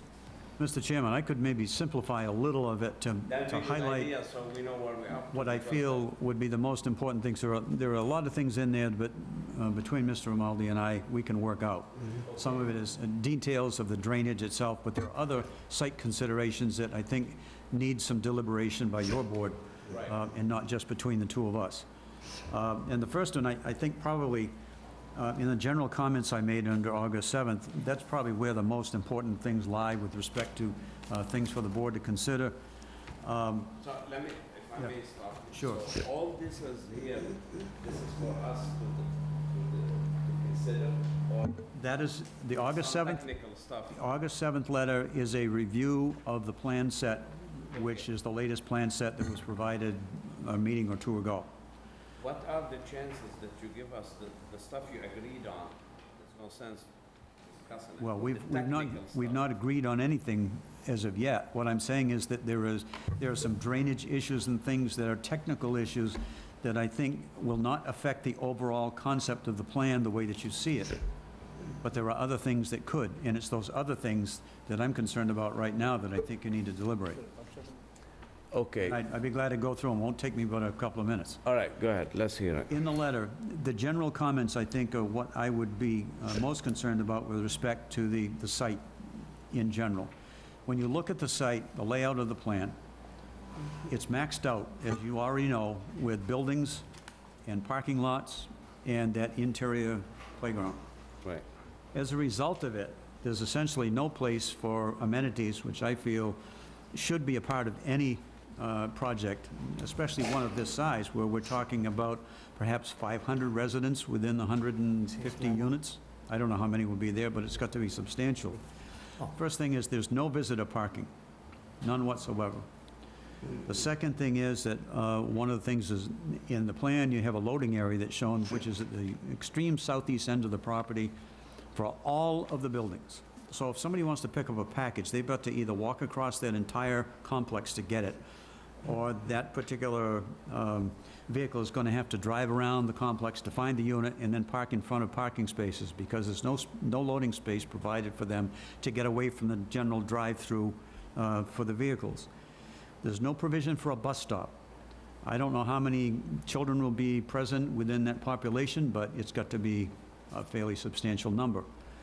Not having a bus stop, some provision that is someplace where they could get in and out of the weather or in cold, inclement weather is important. The second thing is, with respect to that, is that as I've traveled throughout the town these past few years, there's been a substantial change in the way that children pick up their buses. When I was young, which was a few years ago, we used to stand out in front of the house, whether it was raining or snowing or what, and the parents stayed inside. They didn't drive to the end of the driveway, park their vehicle there, and sit with their child until the bus came. With this facility, this is exactly what they'll have to do, because there are no related facilities for them to get in and out of the weather. That's important. The single dumpster site is in the far northwest corner of the property, again, in an area that is probably not conducive to the guy who's living the furthest away.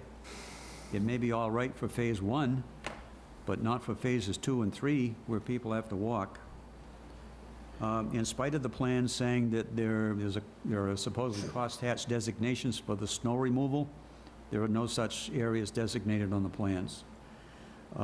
There's no vehicle access or basic parking to the community building. If you want to make a delivery there, if you want to provide access to somebody who's handicapped or wheelchair-bound that wants to go there, they've either got to go completely across the area on dirt sidewalks, or walk the perimeter on a sidewalk around the buildings, or go through the fire lane access.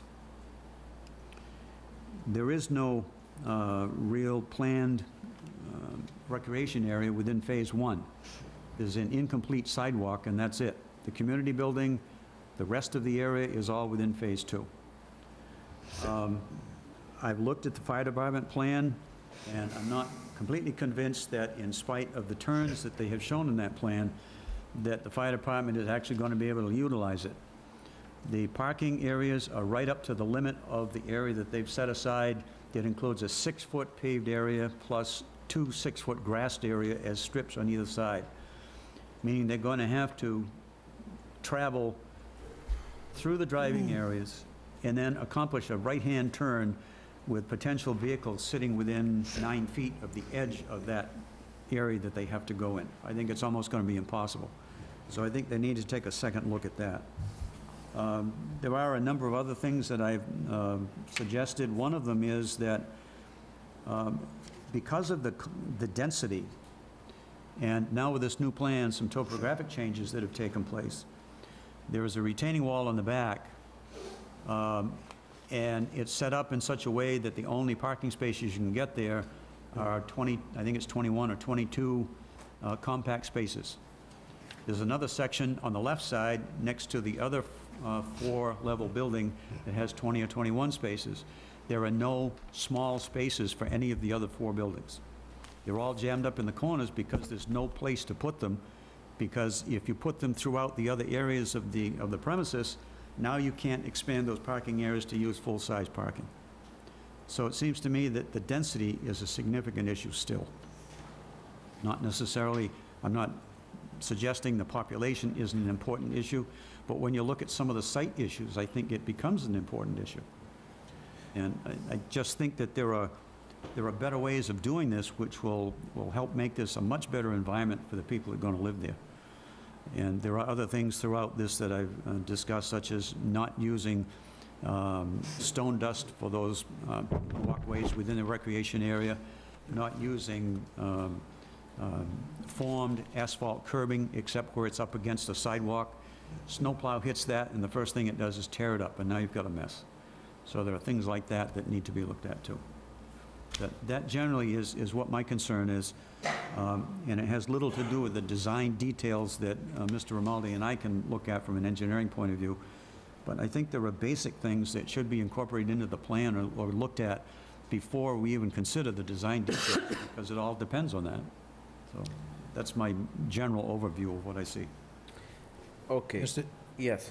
And I appreciate that, that's a good summary. So let me just give, I took notes, just a quick response, and Dom, if there's anything that you need to correct or add a technical explanation after I go through it, or you can interrupt me on a particular item, that's fine. But on no visitor parking, there may not be designated visitor parking, but we went through that with the benefit of your peer review and other discussion, that there is enough parking. We know it's not exactly what the bylaw calls for, we've asked for a waiver, but we went through that, and I thought that that was a decided, issue. I mean, technically, nothing's decided, but that you were satisfied, because we have, I think, a little more than what the average ITE figures show. I think we even, had what was recommended. There's not, again, designated visitor parking, but the total figure that is from a huge database of experience for similar projects, we have enough parking for the entire project, and that includes what's needed for visitors. On deliveries, and Dom, you may want to jump in here, those comments were made at the last hearing. I thought that we had either come up with some ideas or discussed what we maybe couldn't do, and Dom, if you have something to say there, that's fine. Otherwise, it'll have to wait until you and Mr. Rowley go back and forth before August 22nd. Sure, just to summarize what we talked about at the last hearing with the delivery loading area sort of in the southwest of Building D, as Mr. Rowley mentioned. The intent of that is for your FedEx, UPS, those types of packages. Those types of packages won't get delivered to the individual buildings. The individual buildings have mail rooms, but they're your standard apartment mail rooms. Those packages get delivered to the community center. So that's what the path is from there to the community center. That is basically the closest location to the community building. The walk is there for whoever's delivering them, and Jim could give you more detail of how it functions exactly, but the residents get notified they have a package, that package is in the community building, and they go and pick it up. If I may, I know they'll get notified, but what happens if a FedEx truck, UPS truck, DHL come together, where are they parking? To deliver the package? Well, They all come together, I mean, they're gonna jam the entrance from Red Brook Road. and I guess I would ask, and there's no other good way to say this, but how many spaces are enough? I mean, How many spaces for truck delivery you have? How many spaces for delivery? It's about a 30-foot long space. So that's basically one intended space. For one FedEx truck, yeah, And it blocks the fire lane, so it can't go there. which the fire department has seen and signed off on. I will not accept I wanna- blocking a fire lane under any circumstances. Well, that's up to the fire department, but we let's don't not want to get argue into a about this. debate in that sense. We do believe it's up to the fire department. Also, again, it's not a one in a million scenario, I suppose, but I think it's not a likely frequent scenario where all three companies are going to come at once. And if there's not room to park, then they'll drive through the development and wait somewhere else briefly until there's room to come to where they have to drop it off. I mean, All right. that happens. Let me ask you another thing. The one, Mr. Jim, you gave us, what's these lines you crossed? Well, we'll go through that separately. That's Okay. different than the Rowley letter. All right, let me, So, there's a few other things which, again, I agree with going through them now, I appreciate it. So, the next one was bus stop. I don't remember if the change was made to show something, but we did say that we would consider, and I think we have some idea of possible space.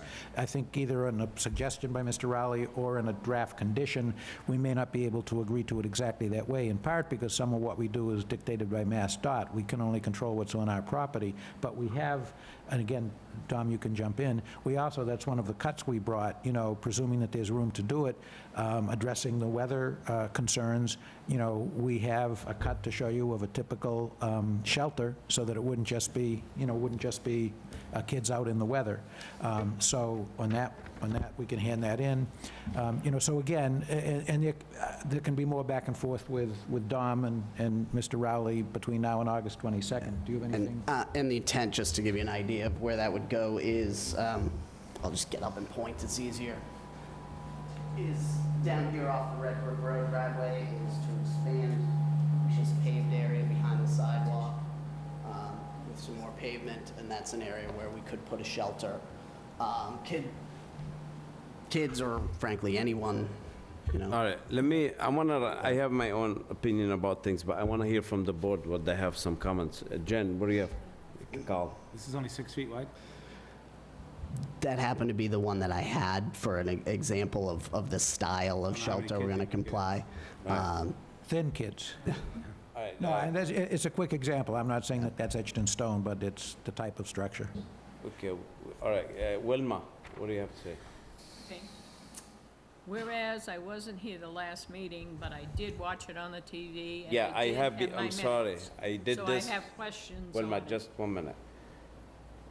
I have to say publicly, she wasn't here. You read the minutes, and you Yes. testify you read them, and you could jump back. And I think there's a written statement that she can give you to that effect, yeah. With the Mullen rule. Okay, go ahead, sorry. Okay. To start with, one of the comments was, somebody had asked about making one of the buildings all seniors, and you stated that the fair housing law wouldn't allow it. Well, why not, to make it a little bit more conforming, why not have seniors and handicap in one building, and that way there, you'd still be able to have the other 4 buildings for families. Meaning no disrespect, but we did have a fairly, precise and somewhat lengthy discussion on that, so I don't want to rehash everything. The answer is, number one, no, we really can't do that under the fair housing law. Number two, we're not proposing that, and the board does not have the power to force us to change what we're proposing. Number three, DHCD, even if there weren't fair housing considerations, likely would not approve it. And we're simply not going to do it. It's not meant to be, abrupt about it, but there are all kinds of very strong legal reasons why we cannot do it, we don't want to do it, and Mr. Haverty agreed. So, again, I don't mean that in any way disrespectfully, Right. but that's just the reality. We don't want to kid anybody. So so you're going to put the seniors, handicap, Wilma, if I may, as Mr. Freeman said, you can't dictate these things, kind of contradict the state law. It's part of the discrimination law. So let's stick with not that. discriminating, though. It's really, we discussed this last time. It's really not something that they can do. I think, Our attorney said I so. didn't hear it discussed. Okay. It's really That's not. okay, then we'll go to the school Right. department. Yes. The school department, you haven't, have you approached the school department for the pickup of the kids at that particular? I think the comment in Ken's letter, it looks like this is a quotation from an email from the school superintendent. So I understand there's been discussion, or must have been because it's in Ken's letter. We've offered to put a pickup area at Red Brook Road, which is obviously safer than Route 28, a bus shelter accordingly for the pickup. We also have the clubhouse within a close proximity if there's any severe weather, that they have protection there. And then the school department has to confirm whether they're going to come on the site or not, which I do not have information about, and we'll have to What deal I- with them after. No, what I'm asking is, have you contacted the school department in regards to the pickup of the kids? No, we don't contact anyone. Everything goes through the board and the chairman, so So you figure if we decided that, to have one of the, somebody from the school department or the school board come in, you would discuss it with them? well, yeah, I mean, at a hearing, No, that's certainly but I something. mean, you have to take into consideration, you're taking into consideration, I'm being very mild, 200 kids. You got 200 kids going to get on buses, and they have to have, all of them have to have buses, because there's not going to be a school within. So I'll just give as an example. Number one, 30% of the units are one-bedrooms, and we installed elevators in every building to help handicapped, seniors, whatever might be involved. The complex we built in Hyannis is 140 units, and there's only 23 children. So a lot of the units are absorbed by different demographics, whether they be young or old. not take offense, but would disagree with the fact that there'll be 200 kids there. There just will not be. And the other thing, because again, I understand, it's like really virtually any topic that we spoke about, whether or not we ultimately disagree, I'm in no way saying that that's not a reasonable question. It's just that we expect that the process normally, just as with some of the reviews you've had and other departments chiming in, that typically all departments and boards of a town, including the school board, get notice of an application and usually submit any comments that they want. So, I'm not saying that, it's not pointing a finger or placing any blame. It's just that we assume that if there were comments that the town was concerned about getting to us, that they would have contacted the school department. If there's something that they want to suggest between now and August 22nd, again, I'm not saying that's inappropriate. We just, our honest answer is no, we didn't contact them, and we're explaining why. But there's certainly time for you to check. Could I just jump in for 1 second? Sure. Jim, you mentioned, I think, Hyannis and Yarmouth just now, and you said some numbers, and I didn't get them clear. Sure. You got 43 units in, We have 140 units in Hyannis. 140? Yeah. Okay. And there's only 23 children. Out of 140, 23 Yeah. kids. Yeah, because a lot of the units are one-bedroom, smaller two-bedrooms. I mean, at 30%, I get that, 30% of 150, that leaves us, what's that, 45 units, or one bedrooms? Mhm. So that leaves us 105, and of the 105, everybody's assuming at least 1.5 kids per unit, and it's at least 150 kids. You're telling me you only got, how many? 23. 23. I Sure. wanted to hear that. Yep. I'm sorry to interrupt you, Wilma. No, I that's just okay. wanted to hear that number again. Yeah, and we did I was part of a study in Hingham, and it actually resulted in .5 to .6 kids per unit. So it wasn't a 1.5. So you're, historically, this type of a community has a lot less density of children than we in this town believe this one is going to have. That's what we've experienced in the 12 to 1,500 units we have now under management. And Jim's figure is one that was in my head. I don't want to cite it based on my own memory, because my memory's fading now and then, but that is a figure that I've heard in the range of 1/2 a student or a child per unit. Now, don't forget, one of the reasons for that is we're not talking just children, we're talking school-age children. So especially, so that Again, I'm kind of interrupting, it's Wilma's turn, but that number, I didn't quite get it, and so I wanted to hear that, kind of loud and clear. Sure. Sure. All right. Mr. Chairman, Yes. I did a little research on this to get local information about school-aged children in different projects within the town. Yeah. Based on the information from the school superintendent, looking at Union Pond, Brandy Hill, the 4 or 5 projects in town, and coming up with a ratio of children, I estimate that there'd be 80 children that would be in this if, coming out of this development of 150 units, if it's similar to everything, all the other projects like What's Union Pond? How many are Union Pond? Do you have an idea? I don't have that number offhand. I think it's about 0.5. So you think it'll be like around 80 children? Right. All right. If it matches up with the numbers. And that's school-aged children. That's all of the, Yeah, well, there's all the only, grades. I think you only can fit, because of the school age, 72 kids on the bus. And that's at a certain many? age. Well, they'd be going to different schools. I understand that, but Brandy, I don't see them, how many comments in Brandy Hill? Well, hold on, we're going off. The most important thing is the shelter. We're not gonna discuss how many kids are there. So we gotta make enough shelter. Apparently, one of them is not gonna cut it.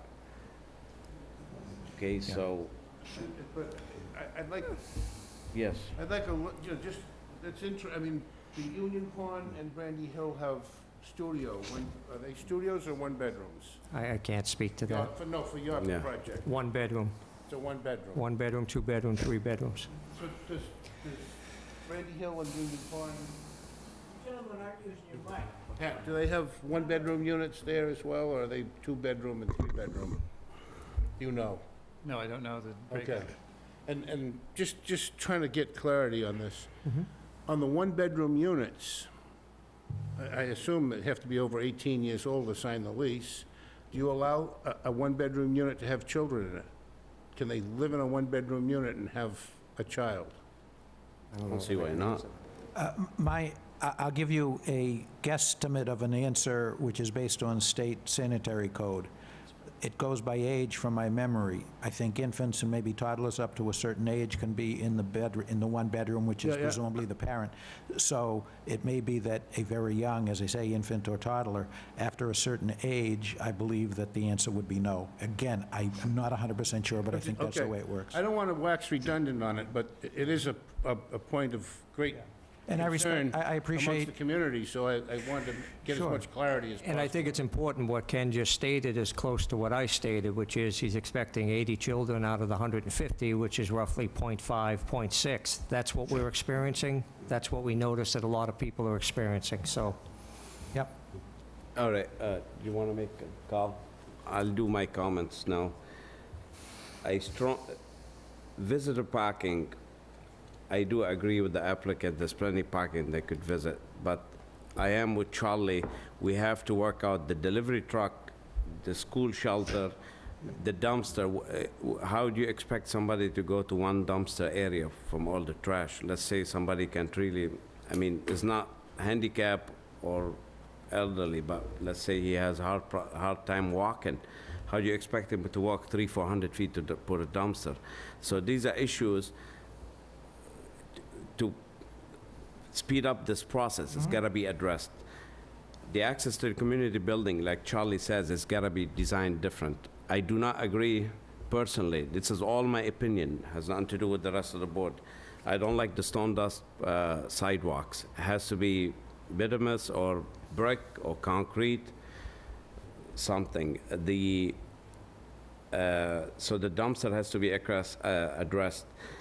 And the access to community building. Also, speaking about the curb, like Charlie mentioned, in the outer parking lot, sometimes the Cape Cod berm works good to push out the snow. Not towards the sidewalk, I disagree with it. It should be concrete on where the sidewalk is. Building side. Yeah. Trying to think of what they've shown on the plan and so forth. Clearly, I would prefer either concrete or extruded concrete, similar to what they used over at the Walmart site. It's extruded concrete that has a fiberglass fibers in it to give Yeah. it strength. Right. So if you do hit it with a plow, it doesn't shatter, it doesn't move. It's also easily replaced by just running the machine on top of it, pouring some concrete in it, and connecting it together. That's one aspect. Right, but I'm talking on the sides. No, the outside that is not against a sidewalk, I believe the best thing to use there is Cape Cod berm. Right, so to push the snow out. Correct. Right. But I would not want to see just an asphalt berm used there because it'll only get destroyed. What do you want to see? I would prefer Cape Cod berm on the outside, Right, Cape Cod berm. wherever there is no sidewalk. Right. Right. Okay.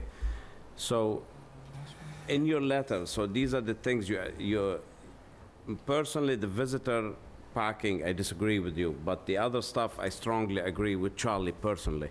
So I would strongly recommend to work this with Charlie. I'd like If you to- want to get my vote on this one. We'll I'd like to certainly try. suggest something. I've been thinking about the visitor spaces and the loading docks and so forth. I don't think you can not designate some spaces as visitor parking, otherwise you're going to have fistfights as to whether or not that visitor is taking up somebody else's space. Right, they gonna designate it. Aren't you gonna So designate some of if the there is- parking?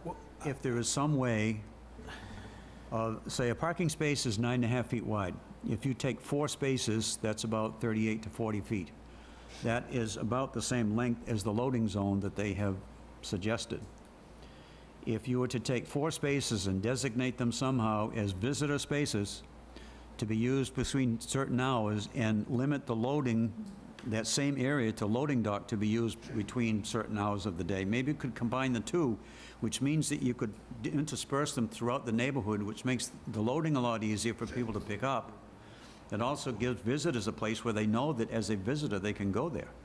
I was thinking visitor parking in front of every building. It should be in front of each building, at least 3, 4 parking. That's fine. How many there should be, I'm open to discussion on that, but they should be designated, otherwise Right. it's not gonna work. But they should be. Who enforces that visitor parking? Well, Because you're clearly- gonna get the residents, they're gonna park Clearly, there. if there are managers, building managers, or if there is a manager on site and somebody's not, if they're noticed there on a regular basis that they're in a visitor parking space, they should Right. move. Can I ask a question? Hold on a second, hold on. Yes. Regarding parking? 1 second, Jim, go ahead. As I said, who's gonna enforce it? We get calls now in all these properties, all right? And the only thing we can enforce is fire lane and handicap. And we're getting called for the problem with visitor parking, or they're parking on the grass. So if we start designating visitor parking, the residents gonna be calling us, and it's a now it's another burden on the police department. Well, I think it's a burden that is on the management to make sure that that happens. Right. Yes, Well, Councilman. You know, I don't want to just give a general, you know, sound like I'm going to agree on everything and then we're not going to do anything, you know, but I appreciate very much the good faith spirit and again, you know, understandable points. I think what makes sense is we'll try to address it privately and then talk to Mr. Rowley between now and the next hearing. I'm tempted to say, great minds think alike, but I don't mean to flatter myself, but when you said possible certain hours for visitor parking and maybe delivery stuff, that thought ran through my mind too. If we can do it on some type of, you know, hours for certain visitor spaces, maybe that's part of the solution.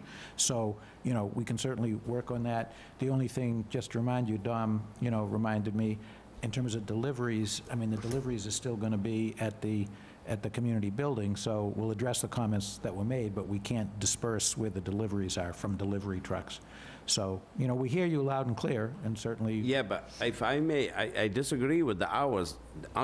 During the day, you have delivery trucks. You can't use it for visitors, so at night, only for visitors. I recommend that you have visitor parking in front, even if you have to take some of the residents, because quite frankly, the parking is never going to be full. So you could take a few in front of every building, like 3, 4 of them, designate them as visitors, and at least some visitor could park there, know where he's parking, and so there's no fight over the parking. So, again, these are things... Chairman, if I could, we'll do that, and it'll be on the next plan for you. All right, that's a good idea, I think, and we definitely, Dom or you, Jim, you have to work with Charlie. Like I said, the access to the community building, the school shelter, we have to figure out to fit at least 30 kids, not 6, or maybe this 10 kids could go in this shelter. You have to figure out to absorb at least 20, 30 kids. So, Mr. Chairman, we do expect the school committee might pull through the complex because it's so large. And if that's the case... Well, then you have to talk to them, they'll solve your problem. Well, what I was going to suggest is that we write a condition that has, if the school department drives through the complex to pick up kids, then if not, we have X amount of bus shelter space necessary. So there's no reason to write a condition if you go talk to them and they say yes. Why should... We don't have time, to be honest. I mean, they've had 6 months to give you comments or address this issue, and, you know, quite frankly, we filed in January, so we're kind of surprised to get some of Ken's comments, and certainly look forward to answering the school committee. But All right. if we do a condition, we can certainly then satisfy that we have at Okay. least enough area. I agree. So we could set aside some area for shelter. If they go through, it solves everybody's problem. Yes, yeah, at the entrance, we're fortunate. We have a long area, and we can accommodate whatever we all feel is appropriate. All right. I think I can speak on, they're not gonna go through. Okay, so then, Special ed buses will go through if the kid's in a wheelchair. They're not going through. okay. They're not going through. I think Alan can, They don't do that right now, They don't. Kyle, on the Best Friends down on Sandwich Road. Sorry, mic's off, Bob. Best Friends down on Sandwich Road, they stop on the side of the highway there. Exactly. Kids coming out, they're not gonna go through the complex. they're not going to. So you have to work on Safety shelter. issues, insurance issues, et cetera, not happening. All right. How about the community building? What about it? It's on phase, if you're doing it with phase 2, why not with phase 1? Because of the cost and the way the tax credits are distributed, we discussed that before, is that we have so much infrastructure and the initial startup on Phase 1, we're really requesting the clubhouse be in Phase 2, but we have offered to build the Village Green portion of it in Phase 1, so there's open space. And to Mr. Rowley's comment, we could build the playground in Phase 1 if you'd offer us the opportunity of the clubhouse in Phase 2. Okay, I have no problem with that. So we leaving this, you're gonna discuss, like I said, with the visitor parking, I'm okay if you designate things, but the rest, you really have to work it with Charlie, and I go with this, my personal vote is gonna be with what Charlie says in that. The other stuff, it's technical engineering stuff, I guess there'll be no problem to address. Yeah, I mean, I don't want to overstate it, but Right, most Charlie? of those points, you know, I- Dom thinks he can work out, so yeah. Well, the only other thing that comes to my mind is, just thinking about this, I did make some comments on the landscaping.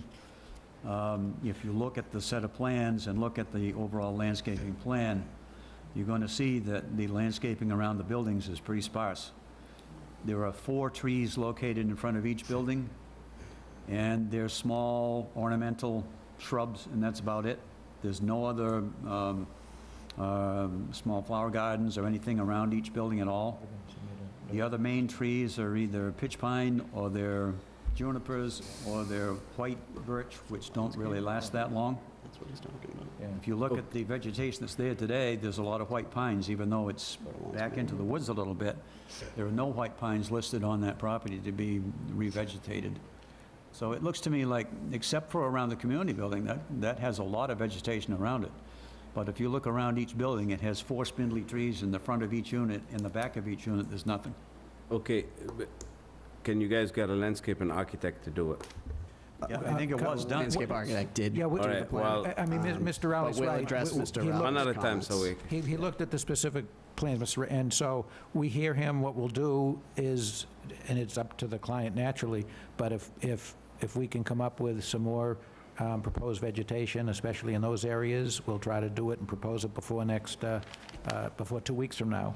And ultimately, if we're still not 100% resolved, you know, is some risk to my client, but, you know, it could always be still a condition of final plan approval, you know, and my presumption is that we would work out the details on landscaping at some point. And is this the landscaping board that sends how it looks? That's pretty much what the plans are? Pretty close. Yeah. see, Generally. This, you're gonna make it more dense. I suggest you go down Main Street. There was a 40B done a few years ago. They did a good job in landscaping. I forget what's the number. 815 Main Street. I did that one. I'm glad you like it. Yeah, so yeah, you did that or Devin did? I did that one. Okay, so maybe you should check the landscape in there. They did a good job. It's gotta be a little bit more shrubs and more design to it. I did this very small project, very small, and it was a lot more than what's there now. So you should consult with your landscape and architect and do it a little better. Maybe have him visit Main Street and look at it, at least some close to it.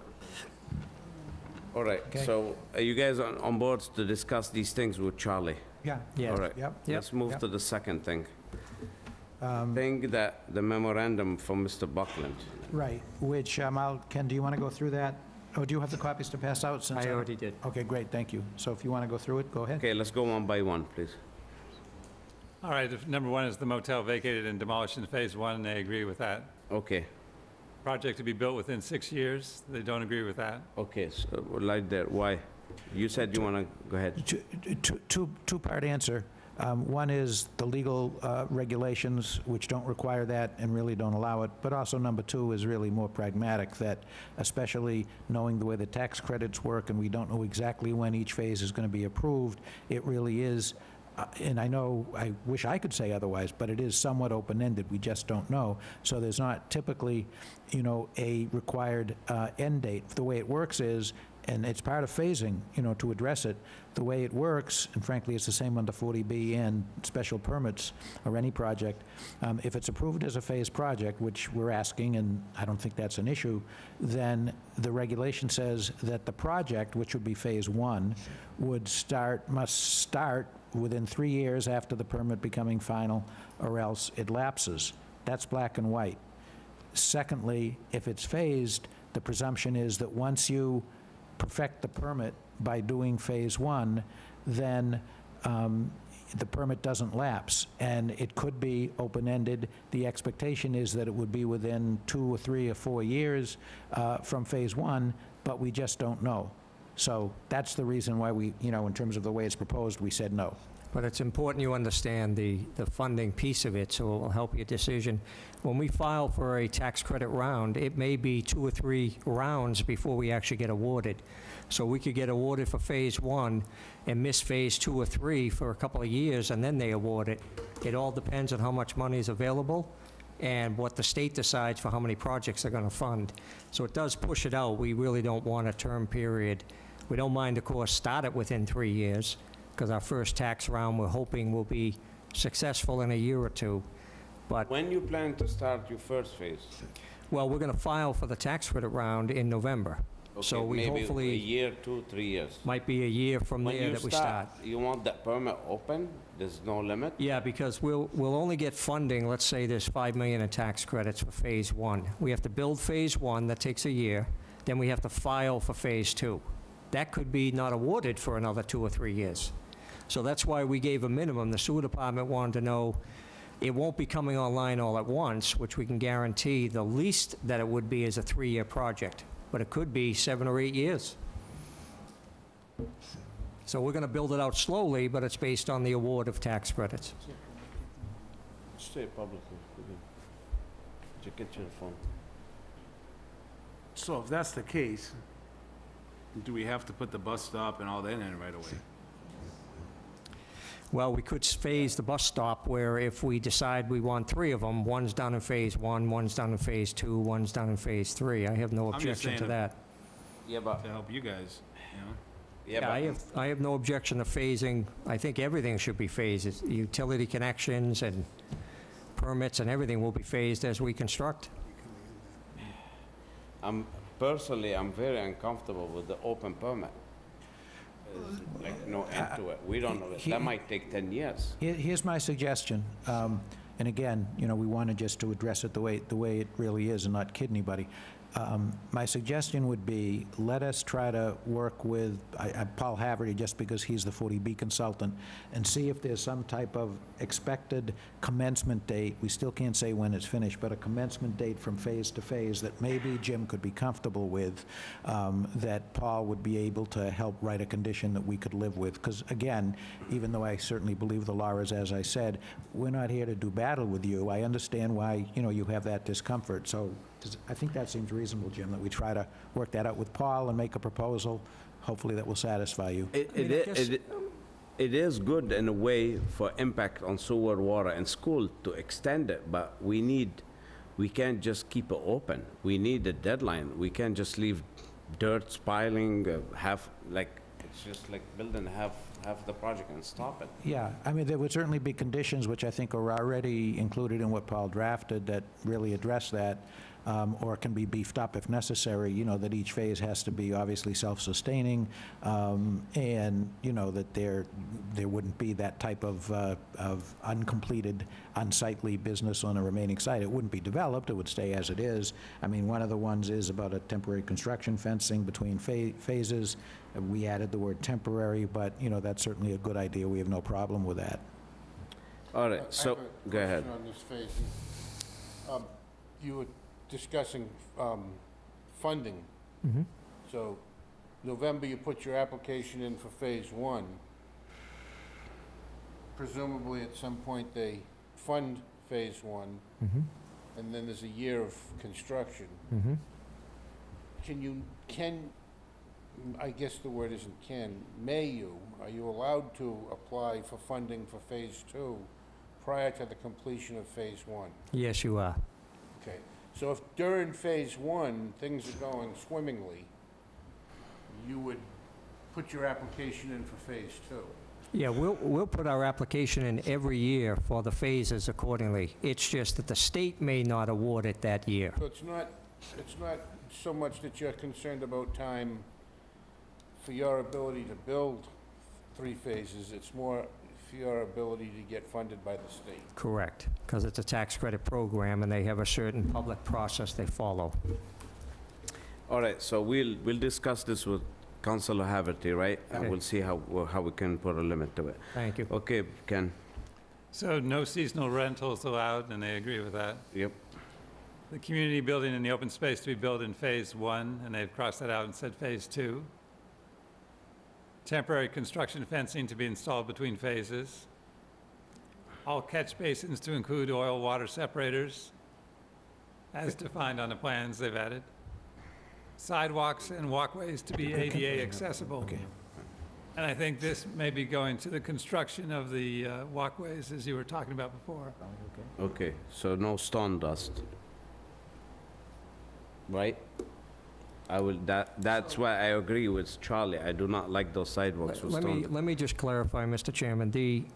We have no problem putting asphalt sidewalks to the clubhouse and the sidewalks along the perimeter, which is the pass-through, to be asphalt. And I believe they're called out that way, right? Asphalt for all the sidewalks in the interior perimeter to the buildings. What I don't want, if you would accommodate, is the Village Green area. We want that to be sown dust so it's softer looking. So we have asphalt access to all the buildings, all the main complex, and in fact, the fire department is all reinforced to make sure they can get in from 2 or 3 different areas. That's what we're asking for, that stone dust in the Village Green area, which is something that we don't need to maintain if it snows heavily. We'll make that decision as we see the amount of maintenance that's needed, but all the sidewalks would be asphalt and maintained. Why don't you do it pavers? The cost, I know it costs, but I'm sure you have a good return on it, which is, I hope you triple it. but- It's a cost of heaving and liability if they lift up. Now you got tripping hazards. We don't want any of that. We They prefer don't lift if they done properly on stone dust. They could. And that, we just don't want that liability. And that's why we're asking just for the Village Green to be the stone dust area. Let me ask, regarding this stone dust, can a wheelchair travel across stone dust readily? Yes, Not stone when it's dust mud. stone dust is a compliant surface under ADA and AAB. It is? Yep. I disagree with using stone dust completely. You're going to have areas or times of the year when it's going to be wet. In the winter months, if people want to get to the community building, they're going to have to travel across slushy areas that could get frozen and not be well-maintained. I think to call it a soft environment, I think is... I think you should just go not with realistic. pavers. Well, but what we just said is that the community building access would be asphalt. Yeah, we're not, all the ADA accessible areas and buildings will be asphalt. We've made that clear. It's the Right, but Village inside the green, I would recommend you do pavers. Basically, this oval, this area is what's stone dust. Even these are actually asphalt because those are, we don't show it on here, but they have the grasscrete to the sides for the fire access. So the middle where the grasscrete is an asphalt sidewalk. 'Cause that's what the fire department wanted. If you want the sidewalks there to be maintained and to be something decent for people to live with, they should be paved. At least Again, you there's a can distinction control- between you can sidewalks control and width. the pathways. I mean, Just one at a time, we're getting sidewalks confused. we've already agreed with. I just want to be clear because it's ignoring the definition and clarification that we gave. Sidewalks will be asphalt. We're talking about pathways that are not sidewalks. Pathways, but how are you gonna clear them inside the pathways, inside that green? Well, That you green know, is, Admittedly, it is, more limited seasonally, but the reality is not going to be tons of, of congregating in the Village Green in the winter when there's snow out, or when it's bad storms, or when it's super cold. If I may, it's actually not, stone dust is a pretty hard packed surface.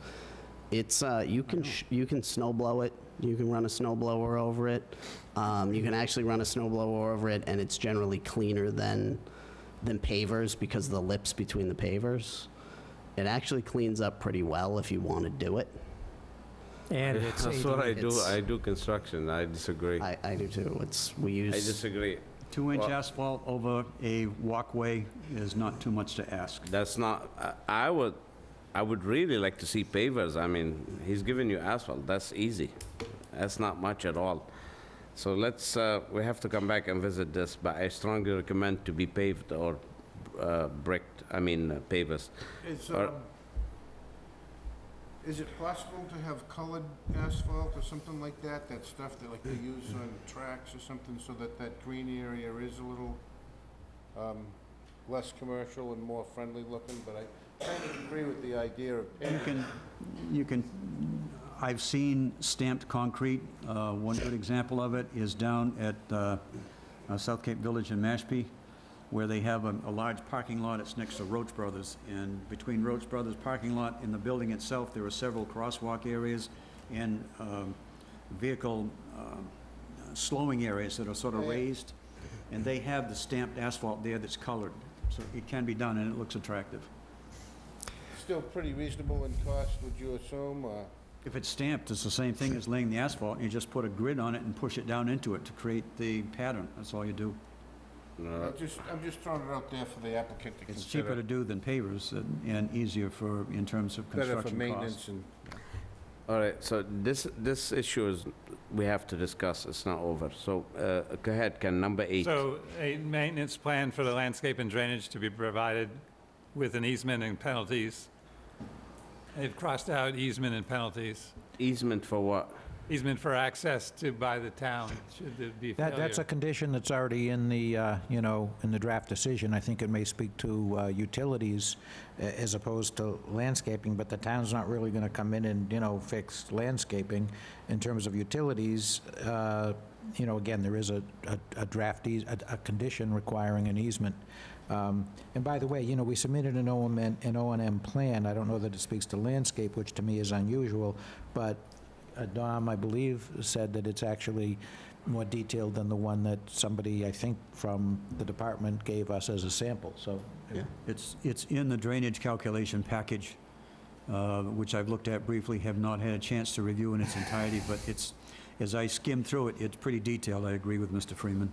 Right, so the town's not gonna go do landscaping, why give them an easement? No, the town is not going to take care of the drainage. That's all going to be managed internally by the management of the... Right. Right, so I mean, so that's why we said that's why we struck penalties and easement. The only thing that they might come in and want to look at was one of the things that I don't see on the plans that I mentioned in my report. I believe Mr. Campina has said that he wants a holding tank and grinder pumps. No, he disagreed with He that. said he doesn't want that. Last time he disagreed. Now that he knows the phasing, he absolutely said, no, not necessary. That was the last I heard. Right, no, if I may, please, we're not arguing here, we're discussing, I know. talking. You weren't here, he came here, he totally disagreed with that. He doesn't want that. All right, that's... He said it puts a burden on his system. That's fine. So, you weren't here that time, so that's done. During discussion, if you guys want to jump in, whatever. So, number 9. Landscape contractor to have with a multi-year contract for maintenance of the landscape. The reason we struck it is very simple. It's just unrealistic and unpragmatic. The last thing you want is to be stuck with a contractor who Right. can, in our management, I mean, the subsidizing agencies won't allow it. They review it carefully. Believe me, it's not going to be an issue. I agree with Council Freeman, it should be one year at a time. I disagree with a long-term, you'll enter one-year contract, right? Each year with a person, right? Yeah, I agree with that. Mr. So a Chairman, landscape contractor will have a contract for maintenance? For what do you mean Yearly. for maintenance? You'll For landscape Yearly maintenance? maintenance of the landscape? Yes, yeah. Yeah. Every So site, you'll we have a landscape So it's not contractor. crossed out entirely? Right, he'll have a yearly No, we're not maintenance, not objecting like to a 5 years. contractor doing it. We're just saying it shouldn't be a yearly contract. Right, A multi-year contract. not yearly. You could change contractor every year. I agree. Yeah, Charlie, you want to say something? no, that answers my question. Okay. All So- all fees to be paid for water, sewer, curb cut, building, and other local agencies. Okay, they're fine with this. 11. Hang on, Mr. Chairman, I put in parentheses, my comments added to that, as published in department regulations or bylaws, so we just wanted that clarified. So if it's in parentheses, it's something we added. We've accepted it with the added language. Number 11 is install One second, what's the end language changes? as published in the department regulations or bylaws. Okay. All right, go ahead, number 11. Install a crosswalk across Red Brook Road at the northernmost driveway with a pedestrian-actuated signal. That's been crossed out. Yeah. I would disagree with the signal. I would like to see a crosswalk, no signal. Yeah, I mean, we, Yeah, on Tom. a, okay, Don, go ahead. As part of the MassDOT improvements, there's going to be a crosswalk across Red Brick Road down by the intersection. Most likely, generally speaking, I don't want to put words in MassDOT's mouths, when they do crosswalks, they do a pedestrian signal. Right. And ultimately, if they don't, for some reason, they do own the signal, and Yeah, even so, if we wanted to put one in, we couldn't definitively commit to doing it. The most we could commit to doing would be to ask MassDOT if we could On put this one in. matter, But this is on Red Brick Road I'm talking about, not Yeah, on the MassDOT, there's- not on the state highway, but on the northernmost driveway, or the easternmost. Putting in a crosswalk right here. Right, and people coming out that driveway and to the right of that will be taking the fastest route across the street. But from a traffic standpoint, you're not going to want two crosswalk. You're not going to want a mid-block crosswalk when there's one. It's not A little- mid-block, though, it's at a intersection of a major driveway. What's at a driveway? It's not. But as far as traffic, let me is just concerned, it's a clarify. mid-block. Is it on town-owned property or private property? Town property. Yeah, we're not doing anything on town-owned property or state highway, so we just can't do that. Yes. could I ask a question regarding Let this let highway? Alan say something quick. Go ahead, sorry, Alan. Charlie, I didn't- Just come closer to this, so you don't get Oh, yelled Alan, at. sorry. You have right across the street there on Red Brook Road, you have a gas station and a convenience store. You're gonna have adults, you're gonna have kids going across there. If you don't provide some kind of safety, you'll be picking up bodies off the street. I'm listening, so I don't come to many of the meetings because normally Mr. Titlebaum is here. A little discouraged because everything I hear coming out of here is, we're not doing, we're not doing, we're not doing. I think that's a very unfair statement. We haven't, I thought you were done, I'm sorry. Go ahead, Alan. Not accepted. Thank you for your courtesy. Please, one at a time. Come on, let's finish this. I'm Go just ahead. letting you know that that's the real issue. There is no definitive finalization because Mass DOT is still looking at the possibility at that section of the other end of the road there. This particular group has never really sat down with Mass DOT. And the reason I know that is because of my position with SERPED and with the Mass Municipal Association. I work with them all the time on this project. It's still going on, so I'm concerned about that. I'm concerned about the safety here. It's nice to build a project and make a lot of money, but at the same time, you have to have some kind of concern about the safety of the residents that you're providing for. As a representative, the chair of the Board of Selectmen, I'm not going to be very happy if this project goes through and we don't provide the proper safety that's needed to be done. And we don't give them all kinds of variances, and we just basically slack off and give them all the things they're asking for. And then when you ask for certain things, it's, no, we can't. I'm not getting a warm fuzzy feeling. All right, Counselor, go ahead. Well, factually, you look back at the record of tonight's hearing, we've agreed to a hell of a lot. Pure and simple, period. That's an unfair statement. In terms of the crosswalk, if the town wants to do it, they can do it. You know, and MassDOT is the main driver in what's going to be done. Red Brick Road, maybe the town can do something. So if the town thinks it's necessary, then it can be done. We're just saying that it's not typically something that the private property owner or developer would do. Kenny, the crosswalk, you mean just painting the crosswalk across the road? Whatever is necessary for proper pedestrian access across the road. Okay, like, what's in your mind, like Well, it could be paint? paint. It Okay, could be painted. all right. Jimmy, what do you want to say? So, all this talk about crosswalks, and we're talking about coming out of the Red Brick Road exit, and Phase 1 is gonna happen sometime between November and 3 years from November. And Phase 1 is on Cranberry Highway. Is there any likelihood that the Mass DOT project will be completed during the next 3 years or completion of Phase 1? And is it most likely that the DOT change to the road will happen prior to Phase 2 or Phase 3? Does anybody have any insight on that? Yes, I can answer that quite specifically. We're waiting for the comprehensive permit to be issued for our site. Then we are going to permit through MassDOT the curb cuts and everything necessary once we understand what the site has been permitted, where the sidewalks are, and how we're going to connect onto the Mass Highway currently planned property improvements. In speaking to Mass Highway, they not only have we been in contact with them, we are working with their taking department. There are 5 different takings. There's a permanent and temporary easement. We are now negotiating them to do some of our work versus the paying us for the taking of land that they're taking. So there have been conversations. MassDOT has a consultant, I can't recall their name now, but it's all in public record. And once we get the permit for the site and we understand exactly what we have for site walks and what we need to connect to, then we will permit through MassDOT. That's the next stage after this is issued. In respect to the sidewalk, it's not that we don't want to pay for it. I think, Ken, you will agree with me, when you do a sidewalk, you have a warning track, you have concrete that has to go to those stations, you then have to allow handicap accessibility, you're cutting within a town road to do all that. It's quite more involved than just drawing some lines, and that's what I want the board to understand. That's our reservation, is there's a lot more work involved than just striping lines.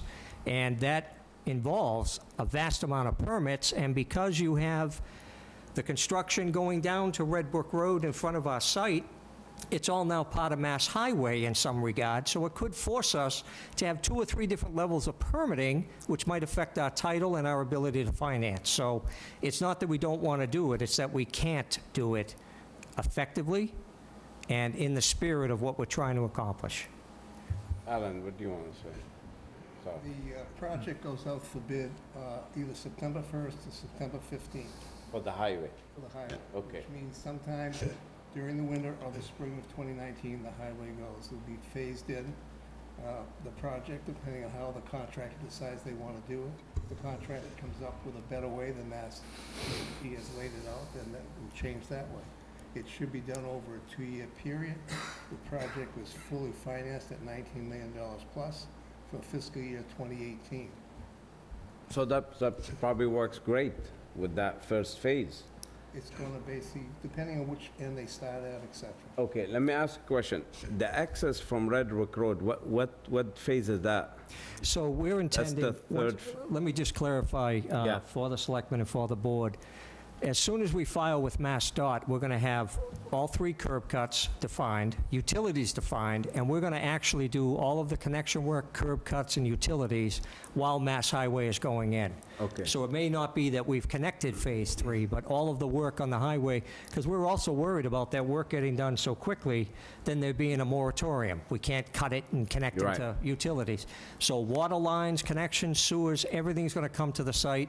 We're proposed on the All plans. 3 phases. For the Right, it makes 2 sense. phases, Phase 3 and Phase 1, and for the curb cut of Lot 4, which is that commercial lot.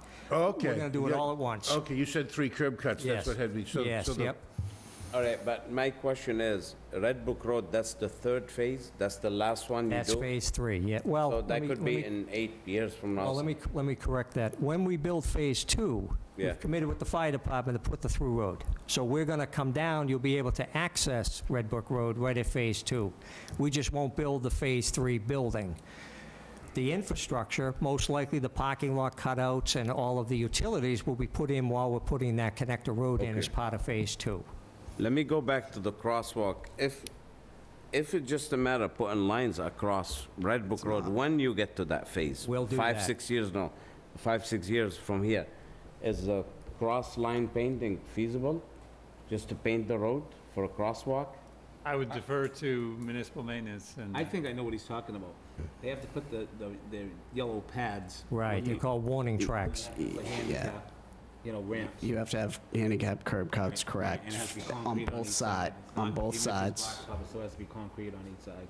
Yeah. So I understand what they're talking about. It's not just painting And lines. But we could be addressing a problem that doesn't exist, because as I look at the Mass DOT plan, they've made provisions. Yeah, but that's Right. true. And- Crosswalks. And as I was saying earlier, as, not a traffic engineer, but someone who delves into that realm, I can tell you from experience that traffic engineers are not, that is considered a mid-block crosswalk because it is not at an intersection, and a traffic engineer would not like a mid-block crosswalk that close to an intersection. Yeah, it because of seems- the it's- traffic issues it creates, especially if you were to put in a pedestrian signal. It seems like a terrible place to encourage pedestrian crossing. I mean, it would be different if there were a stoplight there. Right. And contemporaneous with the stoplight, traffic stopping, the pedestrian signal allowed crossing, but that wouldn't be the case. It would just be a place to encourage people to cross a dangerous road. It doesn't seem like it would be And by state safe law, at you have all. to stop at a crosswalk. Correct. So you're stopping at one, you're coming, two cars are coming, Right. you're stopping at another. And that's if they do, because most people prepare to get to the light, which means they might be going right through the crosswalk, and It seems like a dangerous idea to All right, encourage people yeah. to cross there. But I will commit to this, for both the selectmen and the board. We are going to file with MassDOT. They are going to ask us to do certain things. It might be a handicap warning track, it might be something else. Whatever MassDOT asks us to do, we're going to do, because we can't get their permit without agreeing to it. So why can't you do that for us? Because the sidewalk may not be something that, Why can't you do whatever we ask you to do? Right, but let me see. If I We're may, driving more at the permitting. I mean, if you craft a condition that says, you know, if you get it permitted and it's your responsibility, then we would do it. If it jibes with not Mass Housing, with Mass DOT. right. I do agree with Jan's comments. That's not a good I think they've already got a idea. better plan than what is being suggested. All right, And I'm so- sorry, it may not be shown, but we have a crosswalk across our entrance, if I recall, right? Yes, we have So, crosswalks across both entrances? Yes. Yes, so we have crosswalks that go from the end of our sidewalk across our entrance, so they're safely off of And then Red Brook there's- Road, then and then a there's- sidewalk connects to both entrances up to the light. So Yeah, we have clear pedestrian protection even across our site. Part of the MassDOT work, they're bringing sidewalk up Red Brook Road basically to our driveway. Oh, And so then that worked good. past the driveway, there's nothing. There's nothing now. MassDOT's not putting anything but on this side of the driveway. But we are putting in a crosswalk there, and obviously we have to, in case the city ever, or the town ever comes back and extends Okay, sidewalk up Red Brook Road. all right. Next so- one is install a bus shelter or Please, just so you understand, at Red Brook Road, the road will continue a little ways down past there as far as the construction. I'm sorry, I can't hear you. The road will continue a little ways past Red Brook Road for construction on the highway. There'll be a turnaround at Red Brook Road where people can go in and turn around. So what's shown there is not what's gonna really be happening, just so you know.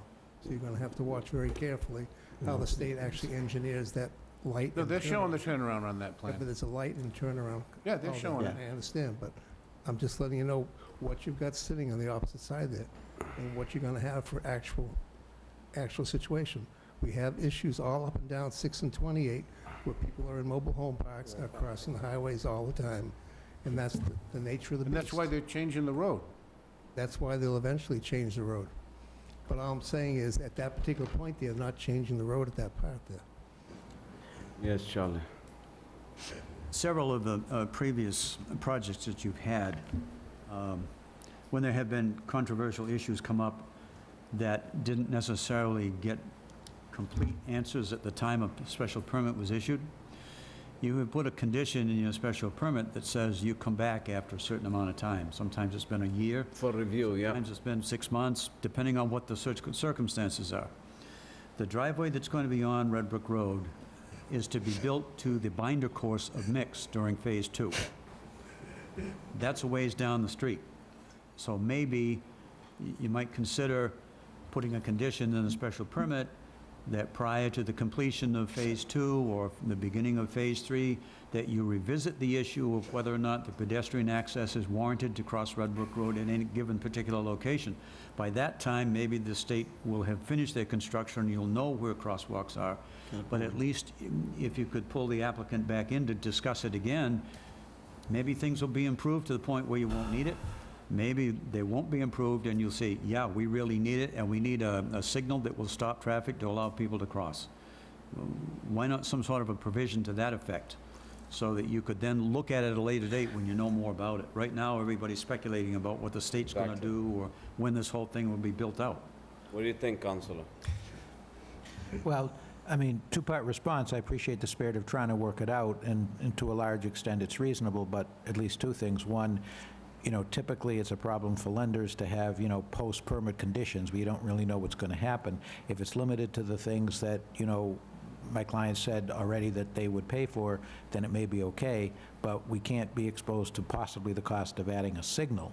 So, you know, that there are limits to what that can do. but it's not a bad But idea. you're still going to have to go back to the state for funding for each phase. So maybe it turns out that during the course of Phase 2, when this is well underway, that by the time you get to Phase 3, it'll make some sense to do. I would seem that maybe you'd have to adjust your application for the money. Why don't we put a condition to come back and review before phase 2, right? When you open Red Brook Road, hopefully the state done their thing and you're all done. Why don't we try drafting a a condition with Mr. Haverty, Mr. Rowley, and myself? Again, Probably a good I'm idea. not saying the idea is unreasonable, just want to have All right, some so- strictures on it. So so you're gonna talk this together with that list, with I the would- other list? I would defer to Mr. Freeman to come up with some proposed language that I could look at, and preferably Mr. Haverty would be able to look at. All right. Sure. Yep. All right, go ahead. Number 12 is install a bus shelter, crossed out is or shelters for school buses, as recommended by the school department. And as we discussed that, we'll have to put, they're gonna discuss with Charlie those shelters. Apparently the school didn't get back to them. So we have to figure out how we're gonna place the shelters and how many of them. Well, in an email from the school superintendent, she notified me that ideally a bus shelter located in the middle of the two roads in and out would be my thought. If sidewalks were installed for students to walk to and from. If no sidewalks, I would suggest for safety bus shelters at each point in and out. What do you think of that? Well, I think what they first suggested was in front of our Lot 4 commercial lot, so I don't know that that's the safest area. But the in and out that we just talked about on the Red Brook Road side, we don't have a problem with. I think anything on Route 28 is dangerous. Keep it back towards Red Brook, then Cranberry Highway. Right. So I'd rather prefer to have it right behind the sidewalk of that Red Brook Road entrance only. Number 13, in each building, each of the residential buildings provides storage for renters, which is crossed out, and laundry facilities, as shown on the plans. Which we've kept. So you already had provisions for laundry facilities? Yes, we did. I strongly disagree with storage because that's 150 storage rooms and most tenants, they leave with stuff. It becomes a big problem. 150 places for people to abandon things. Right. So I do agree with the applicant. With all respect, Ken. And that's Could I- right, it wasn't just me that put this list together. Okay. I think Charlie has a comment. Could I ask a Yes. question on that? I know that the original plans showed laundry facilities, and it showed, I think, 7 washing machines in units that had 27 units or something or other. Have we seen building layout plans of the revised plans for the number of units that we have? And also a floor plan of the community building, have we seen that? Want me to take this? I've seen so many plans that I don't remember, to be I honest with just you. don't remember whether we've seen revised plans since the number dropped, or whether there were significant changes made there.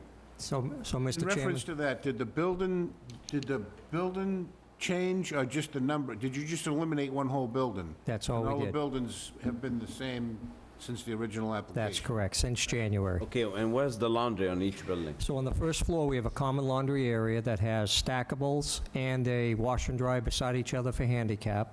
In handicap units, we put washer and dryers in the units themselves. Right. And we have a program guideline of every 10 units, we have to have a set of washer and dryers. So DHC depicts, depending on the amount of units you have, what we need for washers and dryers. So they've been called out on the architectural plans of each building type.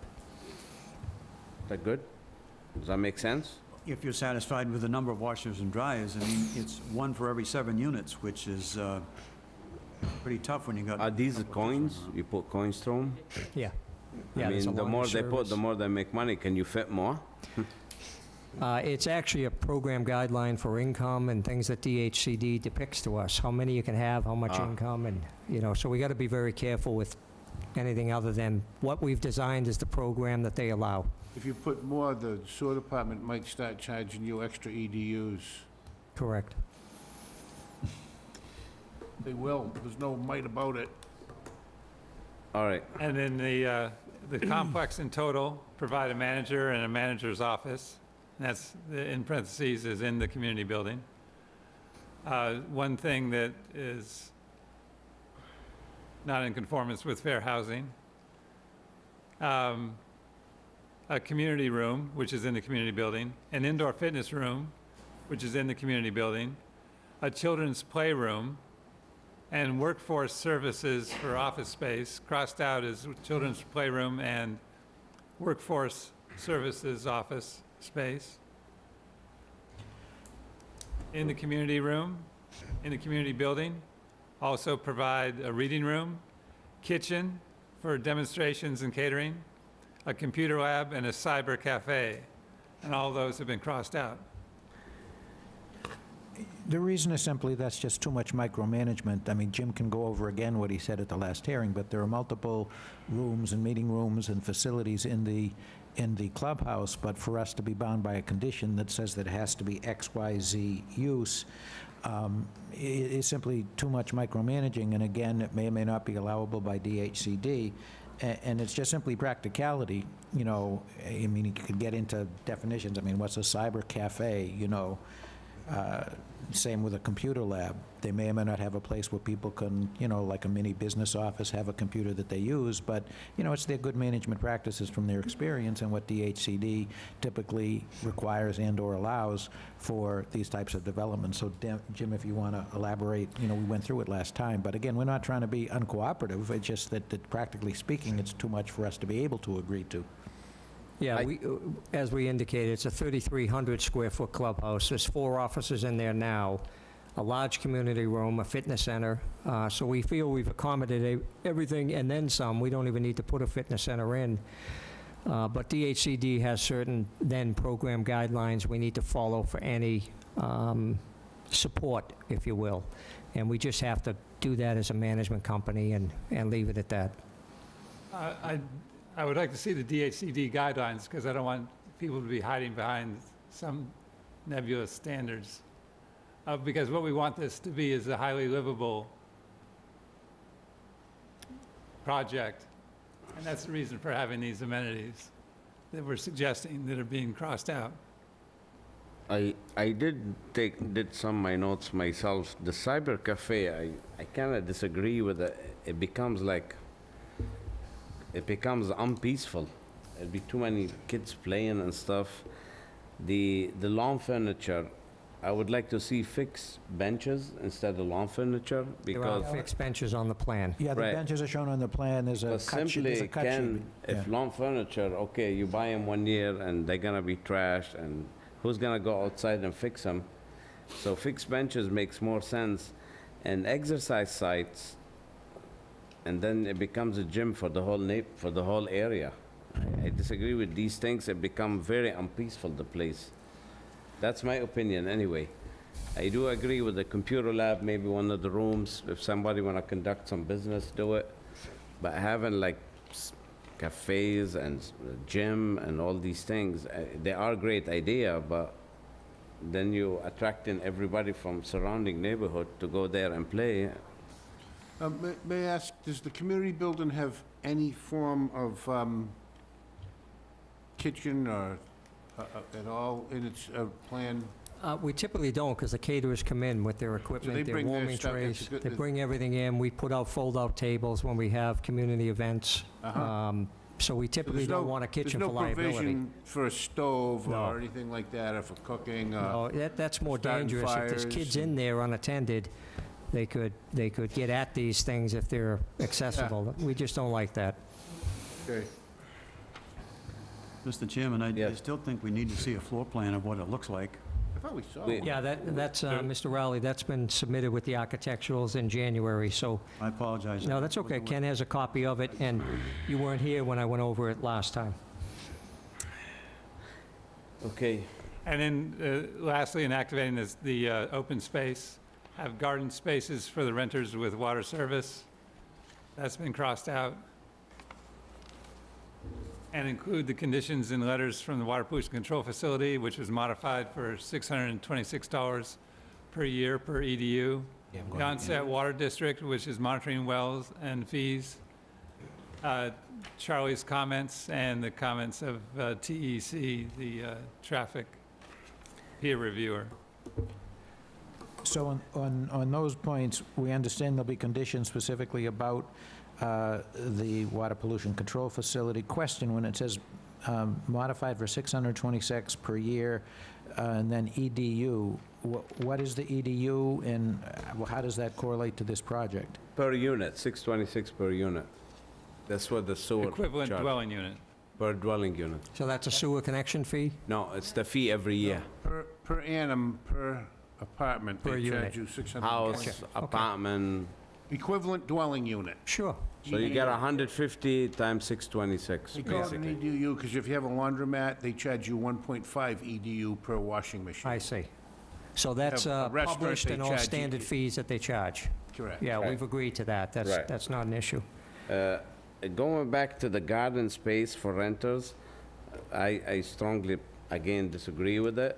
Becomes, then you need to water it, and they start using fertilizer, Source of maybe then fighting. 100 people want to plant, and they're Right. fighting over the Your space. kid ate my carrot. Right. Yeah, So that's why I disagree with it. My concern, I personally, if I have this project, I minimize everything outside that people have to share because it's gonna cause problems. That's how I look at it. As much as we minimize outside things like playing area, gardening, cyber cafe, that's my opinion anyway. I don't know others. It just, all what it is, create problems, conflicts, and like I said, if all 150 tenants like to plant, where are they gonna plant? This was just yesterday.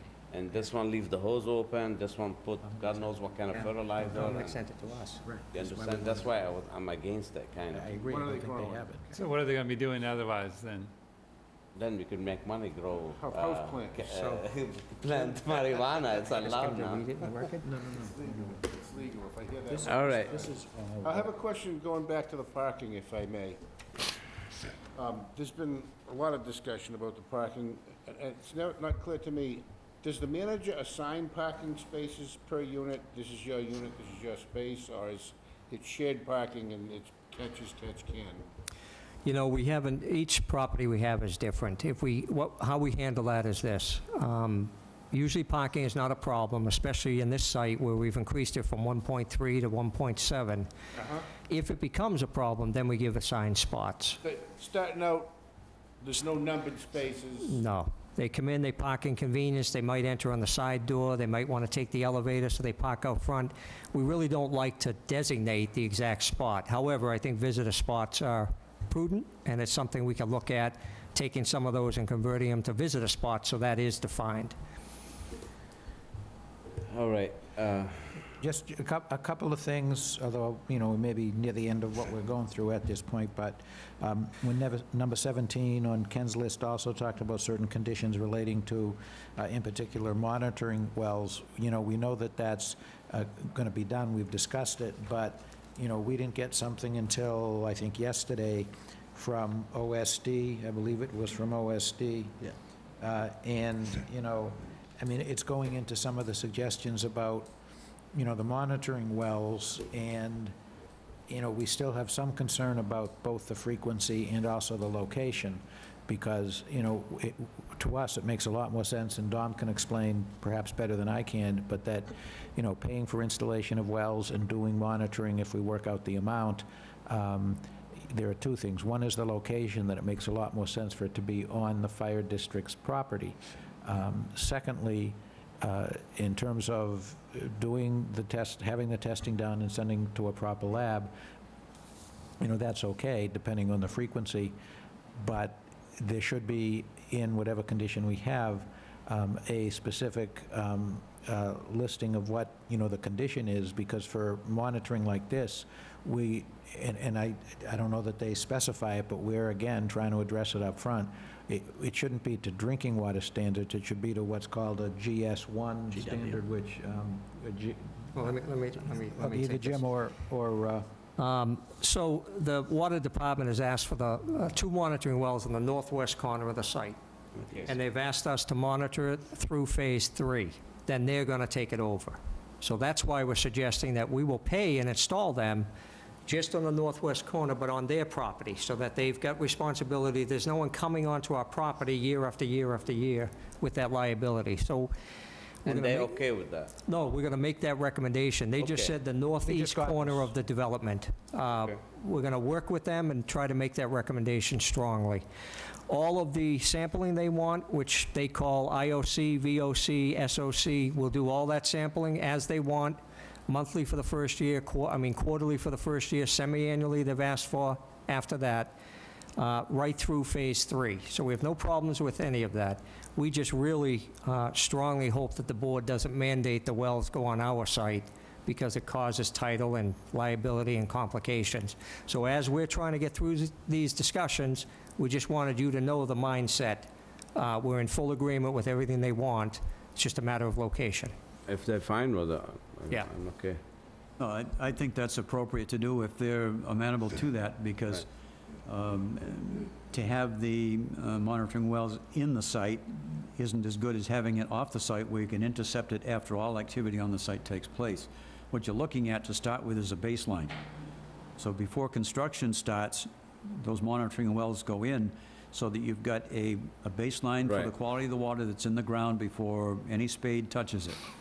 Once that's done, then you can go to your regular frequency of testing, and when you pick up the idea that there's been some changes, at least you'll know that there's something you need to look at. That's the whole idea behind it. So whatever testing frequency they're willing to do during their first 3 phases is fine. Whatever they want to agree with the onset is fine. I do agree with it. It's better to put it just outside the limit of their boundary onto the onset well field site, so that once they take care of it, then they'll have the opportunity to do so without coming onto the property here. And I'll forward this email to Ken so that you have it from OSD. It simply went to Dominic, our consultant, first, and it went yesterday. But number 6 says, "The onset fire department, water department will be responsible for collecting and testing water quality samples from both monitoring wells after Phase 3 construction is completed." So, Okay. so But you know that the water flows this way.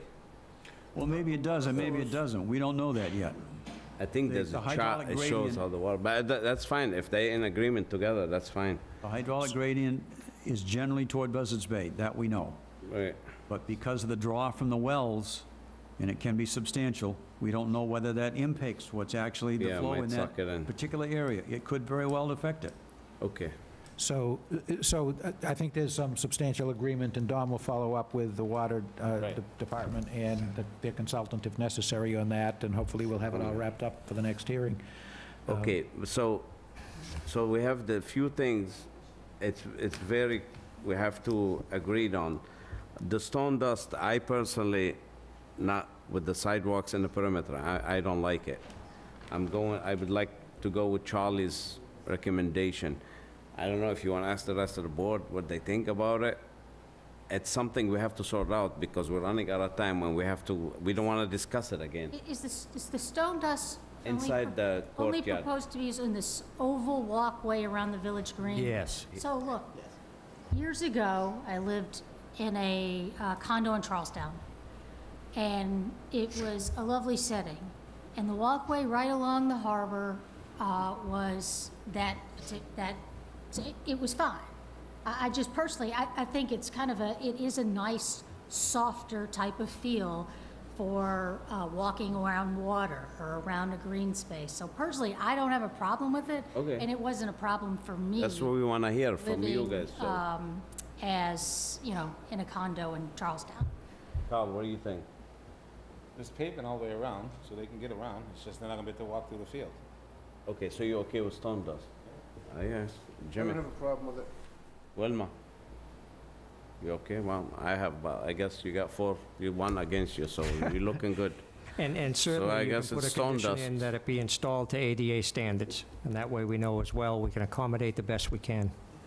Okay, so, and the other things, again, we talk about visitor parking, the delivery trucks, school shelter, dumpster, we have to work out with Charlie, and the access to community building, make him somehow happy, so we're happy. Are we okay with this? Yes, sir. Yes, Mr. Sir.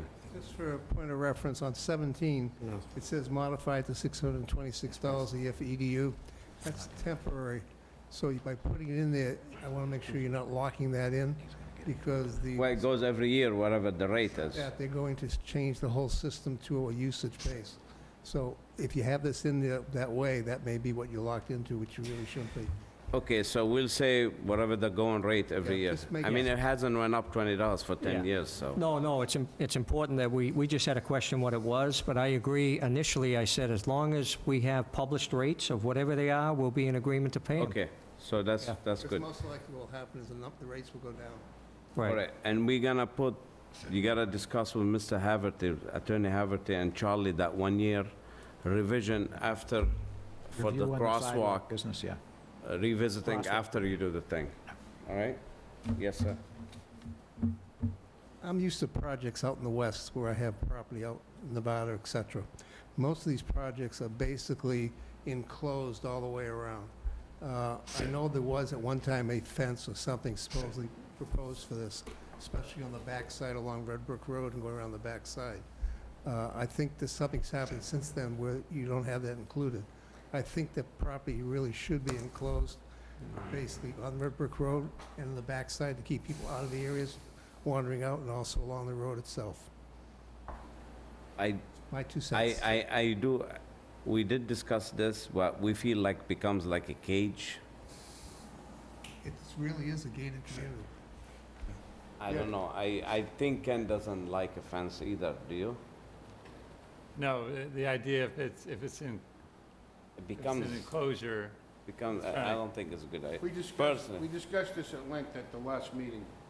Sorry you weren't here. I was like, your idea, I wanted a fence before, but when I heard everyone else, it does make sense without a fence. I'm not really talking about a fence, but I would look for it as like a stone wall, which is nice and decorative. It makes them look nice. On what are we against? It's done all over the country that way. Well, That's, I was told that a decorative fence might work as well. I would think keep it woods, it's nicer. That's why you need to do more extensive landscaping. I see you, just give us a minute, don't worry. About that conversation. Yes. So that's why you should revisit the landscape, that's another thing, landscape and architect. You gotta work on your landscaping.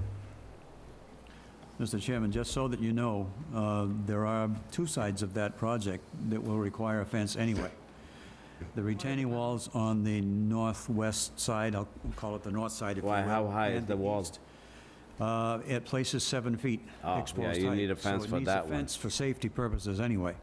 So you're going to have a fence along that retaining wall for the majority of its length on both sides. Whatever it's called for safety, it's gonna get done. Yeah, we have For to do instance- that by code. It's building Right, code. Yeah. so, Yeah. but I disagree to fence the whole thing. Will there be an opportunity to provide or recommend additional conditions? Yeah, what do you like to say? I'm disappointed that my walkways are not going to be paved, but I would like to see a condition included that they be maintained on a regular basis so that at all times they will be looking like they are when they first installed. Because I can only see disturbed dirt, puddles, uneven spaces, places that get icy in the wintertime, hard to walk on. So if they have to clear the snow, if they have to regrade them, if they have to pull the material back into the sidewalk limits, it should be done. I don't think they're gonna have it's not gonna look like, they're trying to make a place look nice. I don't think they're not gonna maintain. Well, we should put a condition to maintain Condition it. in I there that wish expects them to Attorney do it, Haverty then was that'll here help. to put one of the conditions. Don't we have a landscape contractor here? Wareham County. Yes. Different company. Well, that's who maintains those things. How many times you go to Union Pond for police calls every day? Every day. Nazzy, Yes, ma'am. on the walkways, Yes. I've been sitting here thinking that we're gonna have handicapped people and we're gonna have elderly people walking. A lot today have the wheeled, I have a 3-wheeler, but a lot of the older people have 4 wheels. And those, I watch people walking with them. And unless it's a very even, smooth surface, they're going to have trouble moving their four-wheeler along the walkway. But it is ADA compliant, and point is well taken, but it's ADA compliant, and we just have to make sure it's built and maintained to that standard. We agree. Okay, so, what else you want to add? It's kind of late. So you're going to discuss these issues. Debbie, is it Debbie? Lucille, you want to come forward? What you want to say quick?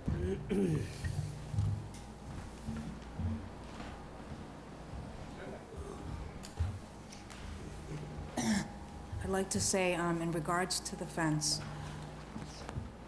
they said 30% of their units would be one bedroom. That leaves 70% that are 2 and 3 bedroom. There's going to be, most likely, a good amount of kids that are going to be living in this development. I don't care what playground they put in effect there, it's not going to be able to accommodate all the kids. You know, there's going to be fighting, there's going to be whatever, it's just human nature. So with that said, then that's going to leave a lot of kids of getting bored, because there's Cranberry Highway. They don't even have an area to ride a bike or anything like that. So they're going to go in the back of the woods. They are. That's just, they're going to. It's going to be a draw to them. Talk to Ben. That land back there is restricted land for the wells of onset water. It needs to be protected. This has to be protected. Please be proactive instead of looking at this later when there's disaster back there, and then what are you going to do about it? And it should be a fence that's their cost, not onset taxpayers' cost, onset water taxpayers' cost, I should say, and they need to properly maintain the fence. Not a chain link. A chain link is a very easy fence for kids to climb over. I know because I owned one in a neighborhood. Fences can be very attractive. I have a fence in my yard. I took a picture of it. I have it on my phone if you'd like to see it. It can be very nicely done. There could even be, you know, some small bushes or whatever in front of it to make it very attractive. I would think that the safety of onset water supply should be a higher concern than an ugliness, as you stated last meeting, of your concern about a fence. And that is my concern. And I'd like you to talk to Ben. I'm planning on talking to Ben. He's on my side about a fence. Okay, You know him. He's very concerned about the safety of onset water. We're all concerned about the water. Yeah, so the fence needs to be in place. Their dime, not Wareham residents' dime, not onset fire department, district With that, people's dime. when they talk to the onset with Ben or the onset water department, we'll see what they say about a fence. It needs to be at least a 6-foot fence high, no gate access, so nobody can get around it. It has to be a block on the whole back side with the woods and coming up the sides so that it will contain the kids and deter them from going around and getting into the woods and getting into the restricted areas where the wells are. That's all I have to We'll say. discuss it with Ben. We'll make sure to discuss it with Ben. Thank you. Ben was here. Did he leave? Yeah, he had another All right. demand. He had to leave. Okay. What else you guys want to add for tonight? Nothing? Okay, so, council, when we coming back? 2 weeks, you had already scheduled it. Yes. If that's still okay, it's okay with us. Okay. We have another gentleman that would like to speak. Oh, yes. Richard Hadley, P.O. Box 282, Sagamore, Mass. I mentioned at other times in the past that I'm only concerned about the traffic, the traffic at the intersection of Cranberry Highway and Red Brook Road.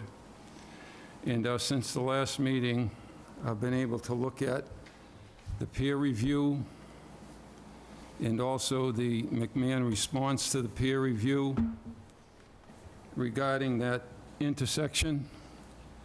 And let me just quickly read what the peer review says. A full movement driveway onto Red Brook Road is proposed. No left turn lane is proposed to be provided into the site driveway from Red Brook Road. The location of the driveway within 200 feet of the signalized intersection of Red Brook Road, Cranberry Highway is of concern. This is the peer review. Vehicles attempting to enter the site, detailed as approximately 50 during the evening peak hour, will queue within the travel lane of northbound Red Brook Road, potentially causing through vehicles to queue onto Route 628. TEC recommends the applicant consider restricting this driveway to right turn in, right turn out movements. On Red Brook Road? On Red Brook Road. This is the peer review, Okay. okay? Okay, now there's a response from McMahon. The full access driveway on Red Brook Road allows for eastbound trips on Route 6 to access the proposed site via a left turn at the proposed Red Brook Road traffic signal and a left turn into the site from Red Brook Road. Left turns are prohibited at the Route 6 proposed site driveway due to the future median to be installed by MassDOT. That's the response to the peer review. So now we have a situation where this project is going to be two driveways. One driveway is prevented from being a full access driveway because of what MassDOT's going to do. The other driveway is recommended to be not a full access driveway, but only right turn in, right turn out. Okay? So now, per what MassDOT plans and per the peer review, there shouldn't be a full access driveway to this project. A project this size recommended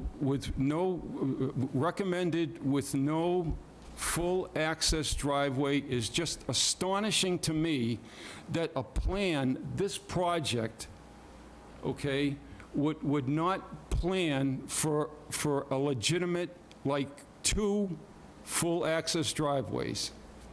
And neither MassDOT in one situation or the peer review is going to allow for a full access driveway, okay? Now, this So is you're the... saying that you want the driveway on Red Brook Road? I don't want anything. I don't want this to be here. I'm just telling you that there's not, MassDOT is not going to allow, their plan is not going to allow a full access driveway on the westernmost driveway. Right. That's right. And the peer review is recommended that the other driveway not be a full access driveway. I'm just saying that it's astonishing to me that a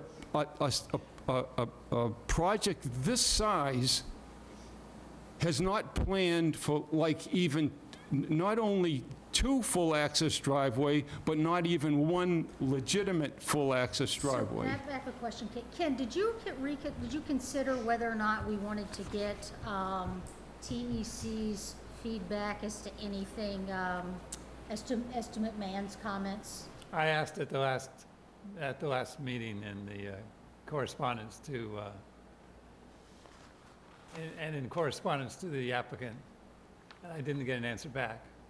Oh, I thought that based on, I thought you were going to consider, based on Mr. Haverty's suggestion, whether or not we indeed wanted to return to TEC and get their comments on, for example, Ms. Maderis's response to comment 6, which is what Mr. Hadley. Hadley just read. And that would require additional funds, 53G type of review funds Right. from the applicant. for that purpose. So you think if it's a full access driveway, it's safer and better? No, I'm not a traffic engineer. If the state wants... No, there are two driveways. The plan, it says it right here, the plan that Mass Dot is expected to implement is not going to allow a full access driveway on the westmost driveway. So that's not... What's gonna happen with your access to Cranberry, with Mass? I'll tell you what, I don't know. Has Mascot designed anything around yours? No, I mean, I'm gonna have to get in there sooner, somehow I'm gonna have to get in there. I'm not even, quite frankly, I'm less concerned about that. No matter how difficult it is to me to get in there, I'm concerned about the backup of traffic on Cranberry Highway, which is what the peer review I think says. that's I think this, with MassDOT's gonna eliminate that. They're taking property across the street, right? One of the houses? Yeah, they're taking some of my property, No, but they're that's... taking- I think they're taking a house across on the other side. Yes, correct, but I'm not talking about that. I'm talking about the two driveways to this large project. And per MassDOT and per the peer review, neither one of them should be or will be a full access driveway. If I might interject here, I think you make a valid point, but I think that's been answered because the MassDOT plan provides, and if I'm wrong, that's why I'm saying it, the MassDOT plan provides for Cranberry Highway traffic traveling east or southbound, which would not be able to turn left into, Where it is now. they're gonna have a jug handle so that they can go around and then come back up. That's not the issue that That's Mr. Hadley's talking about. Yes, that's not the, thank you, Charlie, Mr. Rowley. That's not the issue. Please. I'd like Mr. Hadley to read the TEC paragraph that he first started off with, if you would. There's Yes. something in there that caught my ear, but I'm not sure that I read it right. A full movement driveway onto Red Brook Road is proposed. No left turn lane is proposed to be provided into the site driveway from Red Brook Road. Okay, you can stop right there. That's what I heard, and he is then following up on that and saying, because there's no left-hand turn lane being provided in that second driveway, that the driveway should be right turn in, right turn out only. His option really is, what he's saying is that in order to accommodate that so that traffic making the left-hand turn onto Red Brook Road can pass to the right of a car sitting in the middle of the intersection waiting to make a left-hand turn.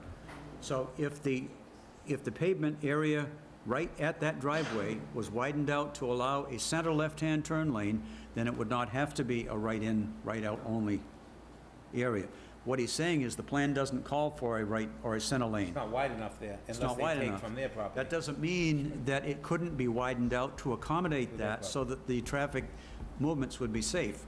So to simply say that it's only going to be right turn in, right turn out at Red Brook Road is based on the fact that they haven't shown a left turn lane, which they could very easily do and incorporate into the plan. So what, But the crosswalk would be an issue too, in that area. It No, 'cause could, the crosswalk's it could back up become, and- it could, No, no, cross- it's not that area at all. It's well to the south and west of where the road would be.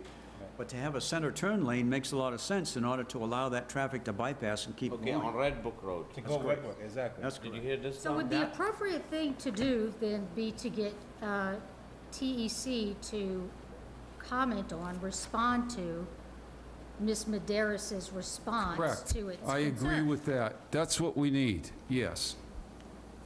So you don't have to just believe what I say. This is, that particular point, from what I recall when I read these 2 weeks ago, was probably the most significant difference, if you will, laid out in the two papers. Chairman, if I might? Yes. I'm sorry, were you through? Sure. So, we discussed a couple things the board might be forgetting.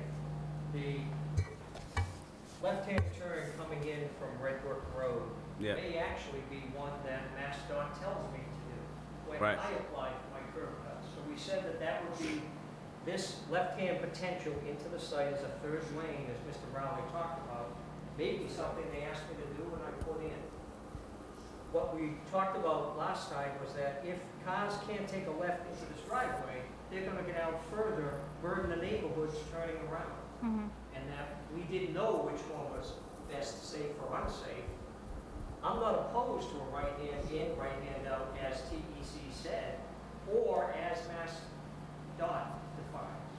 I'm No, okay with that. no. It's just that you'll burden these neighborhoods if no one can get in. If there's not a queuing problem here, whatever it is, it's at a stoplight anyways, it's gonna be queued going down 28.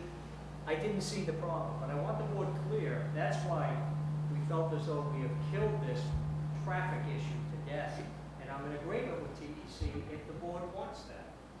I'm Yeah, not the worried. difference was in whether The or not middle there lane, would be the a... third middle lane you're talking, is that, Yeah, this third middle lane that they're recommending, if MassDOT says we can put it in and they want it in as a part of the review of my project, we'll put it in.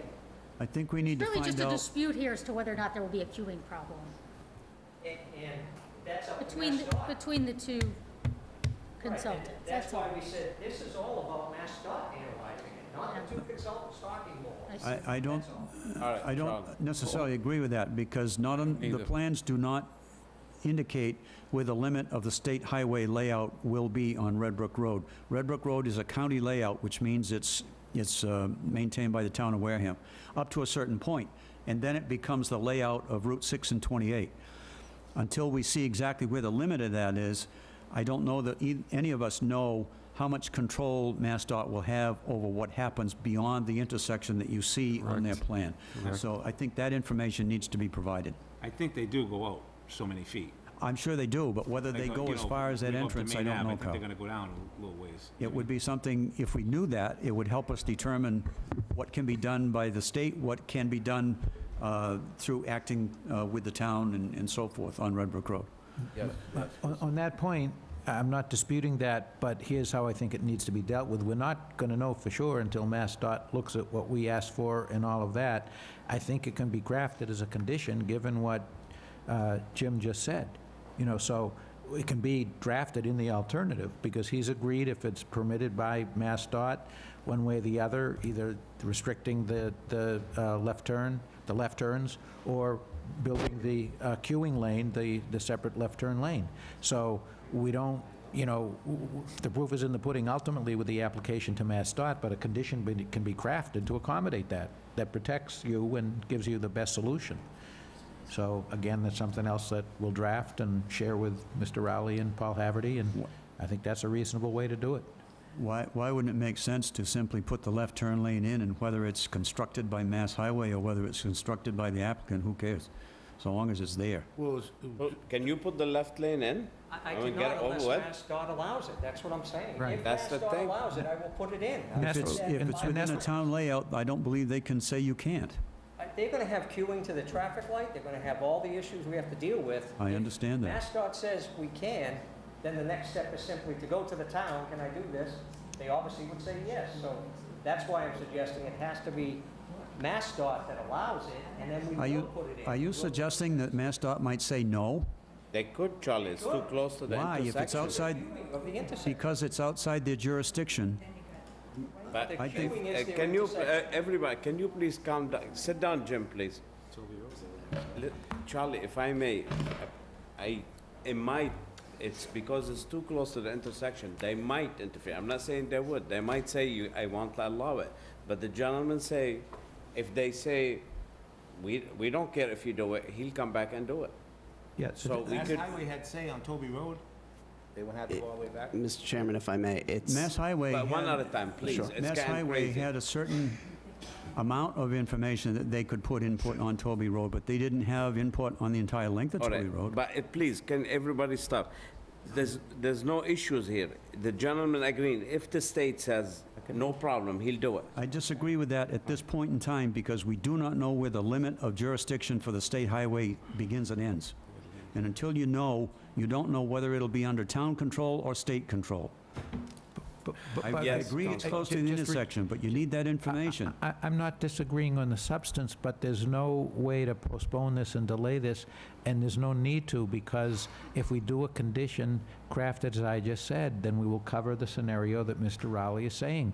You know, if Mass Housing, I don't know why I keep saying Mass Housing, you know, yeah. if Mass Dot, you know, says, we don't have jurisdiction, we're not prohibiting it, we don't need to approve it, then that's tantamount to it being allowed by Mass Housing, by Mass Dot.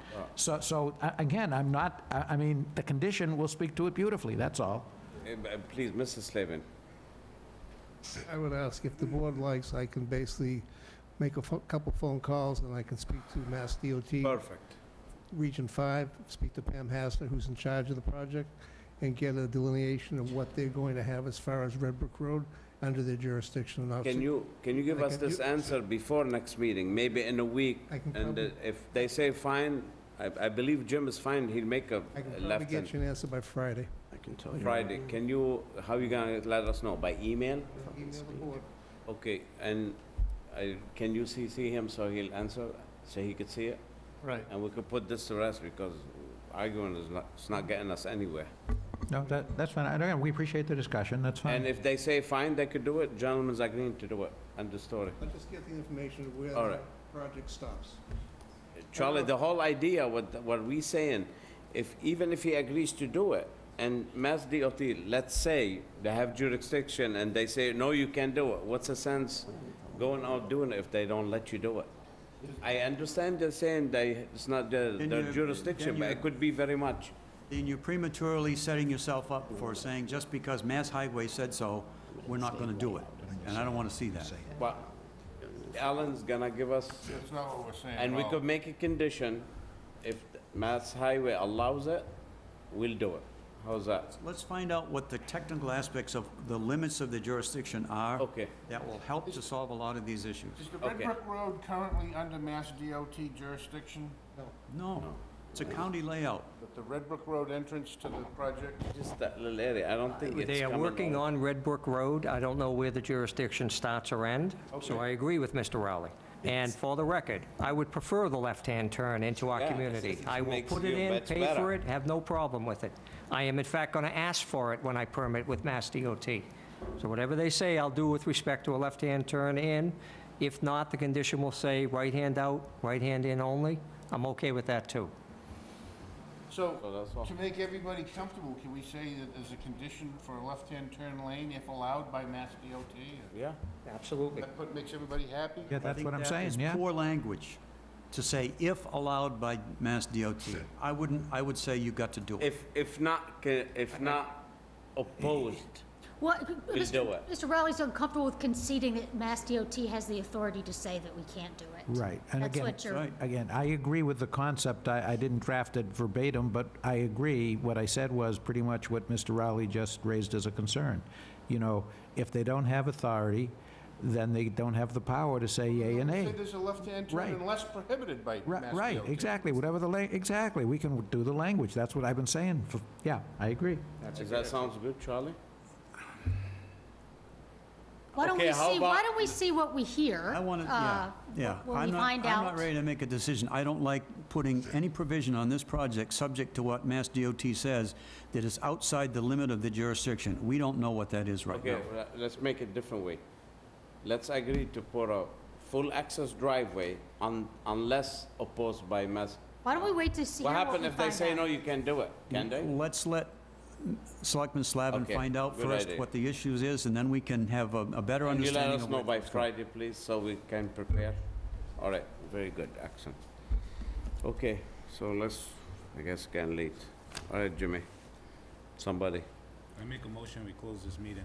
No, we can't no, close that. We can. Continue. You want to hear from me? I might welcome that, You wanna but I hear think from we'll me? You continue, wanna hear from me? I think we'll First of all, before we I think we need to continue this We were all, we hearing. all interrupted. Mr. Hadley had the floor, and we took off on his premise. I mean, I'd like to applaud Mr. Hadley for having the tenacity to take everything home and read it, and be patient with us, and come back as we asked him to. He brought to light his concern. It took 5 meetings or 3 meetings, but Are you done? Did you have something else to say? I just don't want you to feel rushed off. That's my only concern about what's going to happen as a result of this project and the MassDOT project at that intersection, that's all. And my only concern is that things are done in a way that traffic is not backed up on Red Brook Road and is not backed up on Cranberry Highway, and the TEC thing said that there's a very good possibility that the way things are with a full access driveway, that there'll be backup on Cranberry Highway. So it just seems to me that things have to be worked out so that significant regular backups don't happen in either direction, that's all. And I think... Thank you very much. Thank you. That's all I got to say. Okay, thank you. Thank you. Can we get a motion to continue for August 22nd? So moved. Do I have a second? All in favor, say aye. Aye. Aye, oppose, abstain. Thank you very much. Thank you, Colin. Thank you, you. gentlemen. And let's make a motion to adjourn. Again, so moved. Do I have a second? Second, all in favor, say aye. Aye. Aye, oppose, abstain. Thank you. Thank you, Bob.